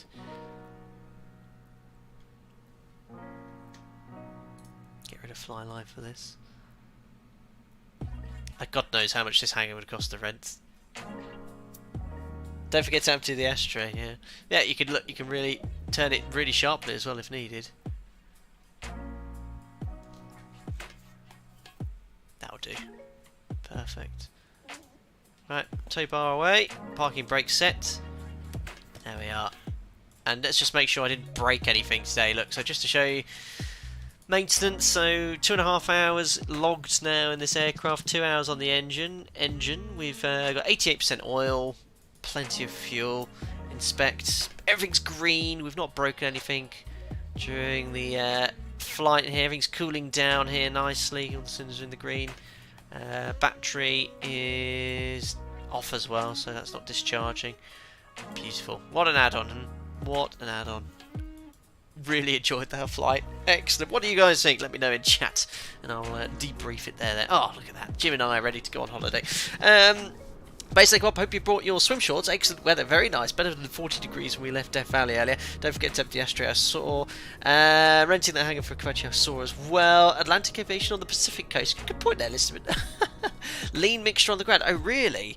I didn't know you had to lean it on the ground. It does say in the checklist after landing, lean is required. So I don't know. I always used to go full rich sort of on the approach, but as long as the elevation was low. James mentioned another quirk of the real Comanche is that the flaps only share a common linkage for the extension and can occasionally go asymmetric on retraction. Lovely. Sounds great. Gunny weather, enjoyed it as well. Little side load on the landing. Yeah, it wasn't too bad. Doesn't seem bad. Normally Piper, I saw about the icing too. Let's have a look here. Group 5 for Comanches, possibly in the fuel show. What is the auction button for? You get an auction version of the aircraft, Greg Scott. So just to show you, if I just jump back in here, if I select aircraft, maintenance. So obviously this is new. I can overhaul it at any time, get a new engine, new aircraft, whatever you want to do. But if I go to auction, we'll reset the persistent state of your aircraft. Are you sure? Yes. So now I have an airplane that's done 3,300 hours, 880 hours.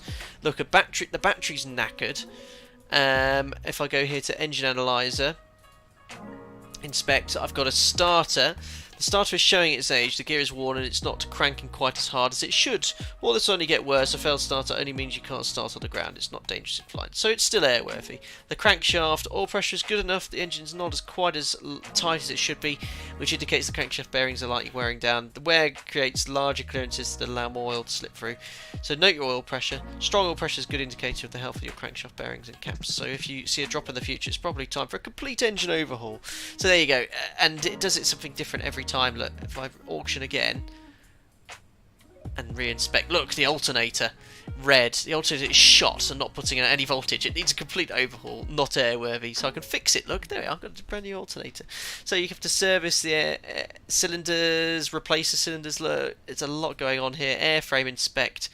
Aileron is a bit loose linkage. Now, actually, whilst we've just noted that here, I wonder if I just do the walk around, have a look at the left aileron, if I can notice anything here. walk around.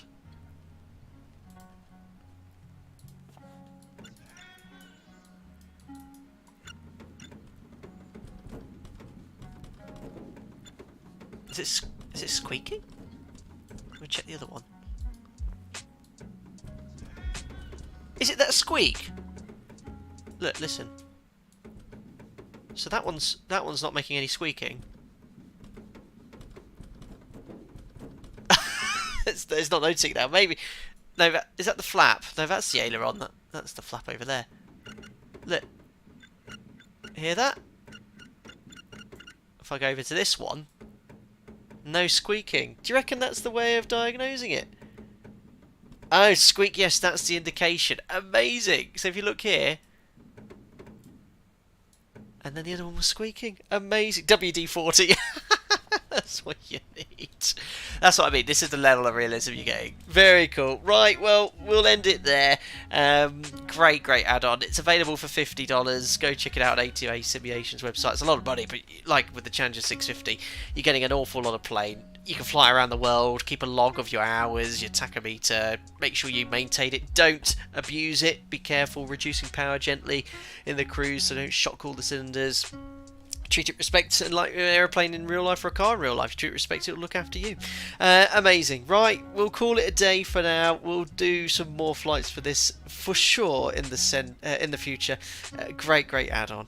Right, I've logged off of VATSIM. Let's do that here, and let's see if we can get the replay music. I've not tested a replay in this, so I've absolutely no idea how it's going to work. It could be a complete shambles, or it could be work perfectly, but let's see what happens when I activate it now. Turn on the replay music, there we go, and replay.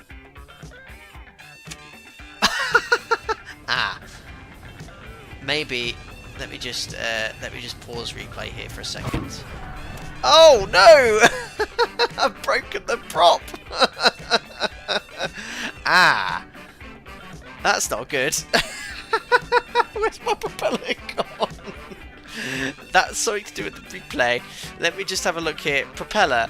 Let's read it. The propeller is destroyed and the engine is seized. It needs a complete replacement. Overhaul airframe. Right, it's good as new. Look, new airplane, yes. There we go. Let me try that again, and let me just see if there's a quick save for engines running or something. Let's see if that works. Auto start. Let's just do that. There we are. Right, let me cue the replay again and see what happens. That was quite funny.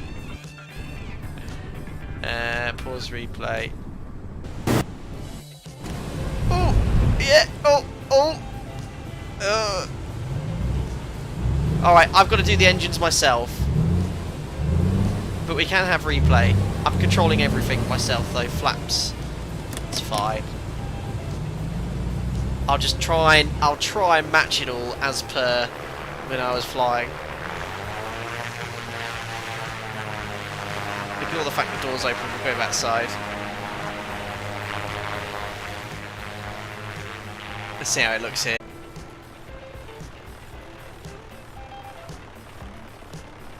There's me cranking the flaps up just now, look. Do whatever I like. Right, let's have a look from another angle. Doors open as well.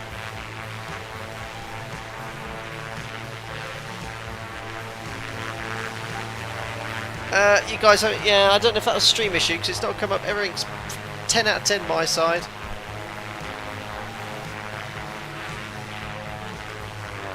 Oh look, the flaps are out.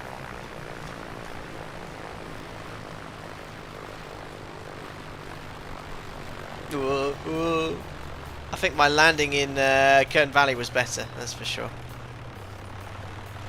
Right, anyway, let's pop you into the wing view so you can sort of look out the side here as if you were a passenger in the back. Oh, where's the sound gone? There we go.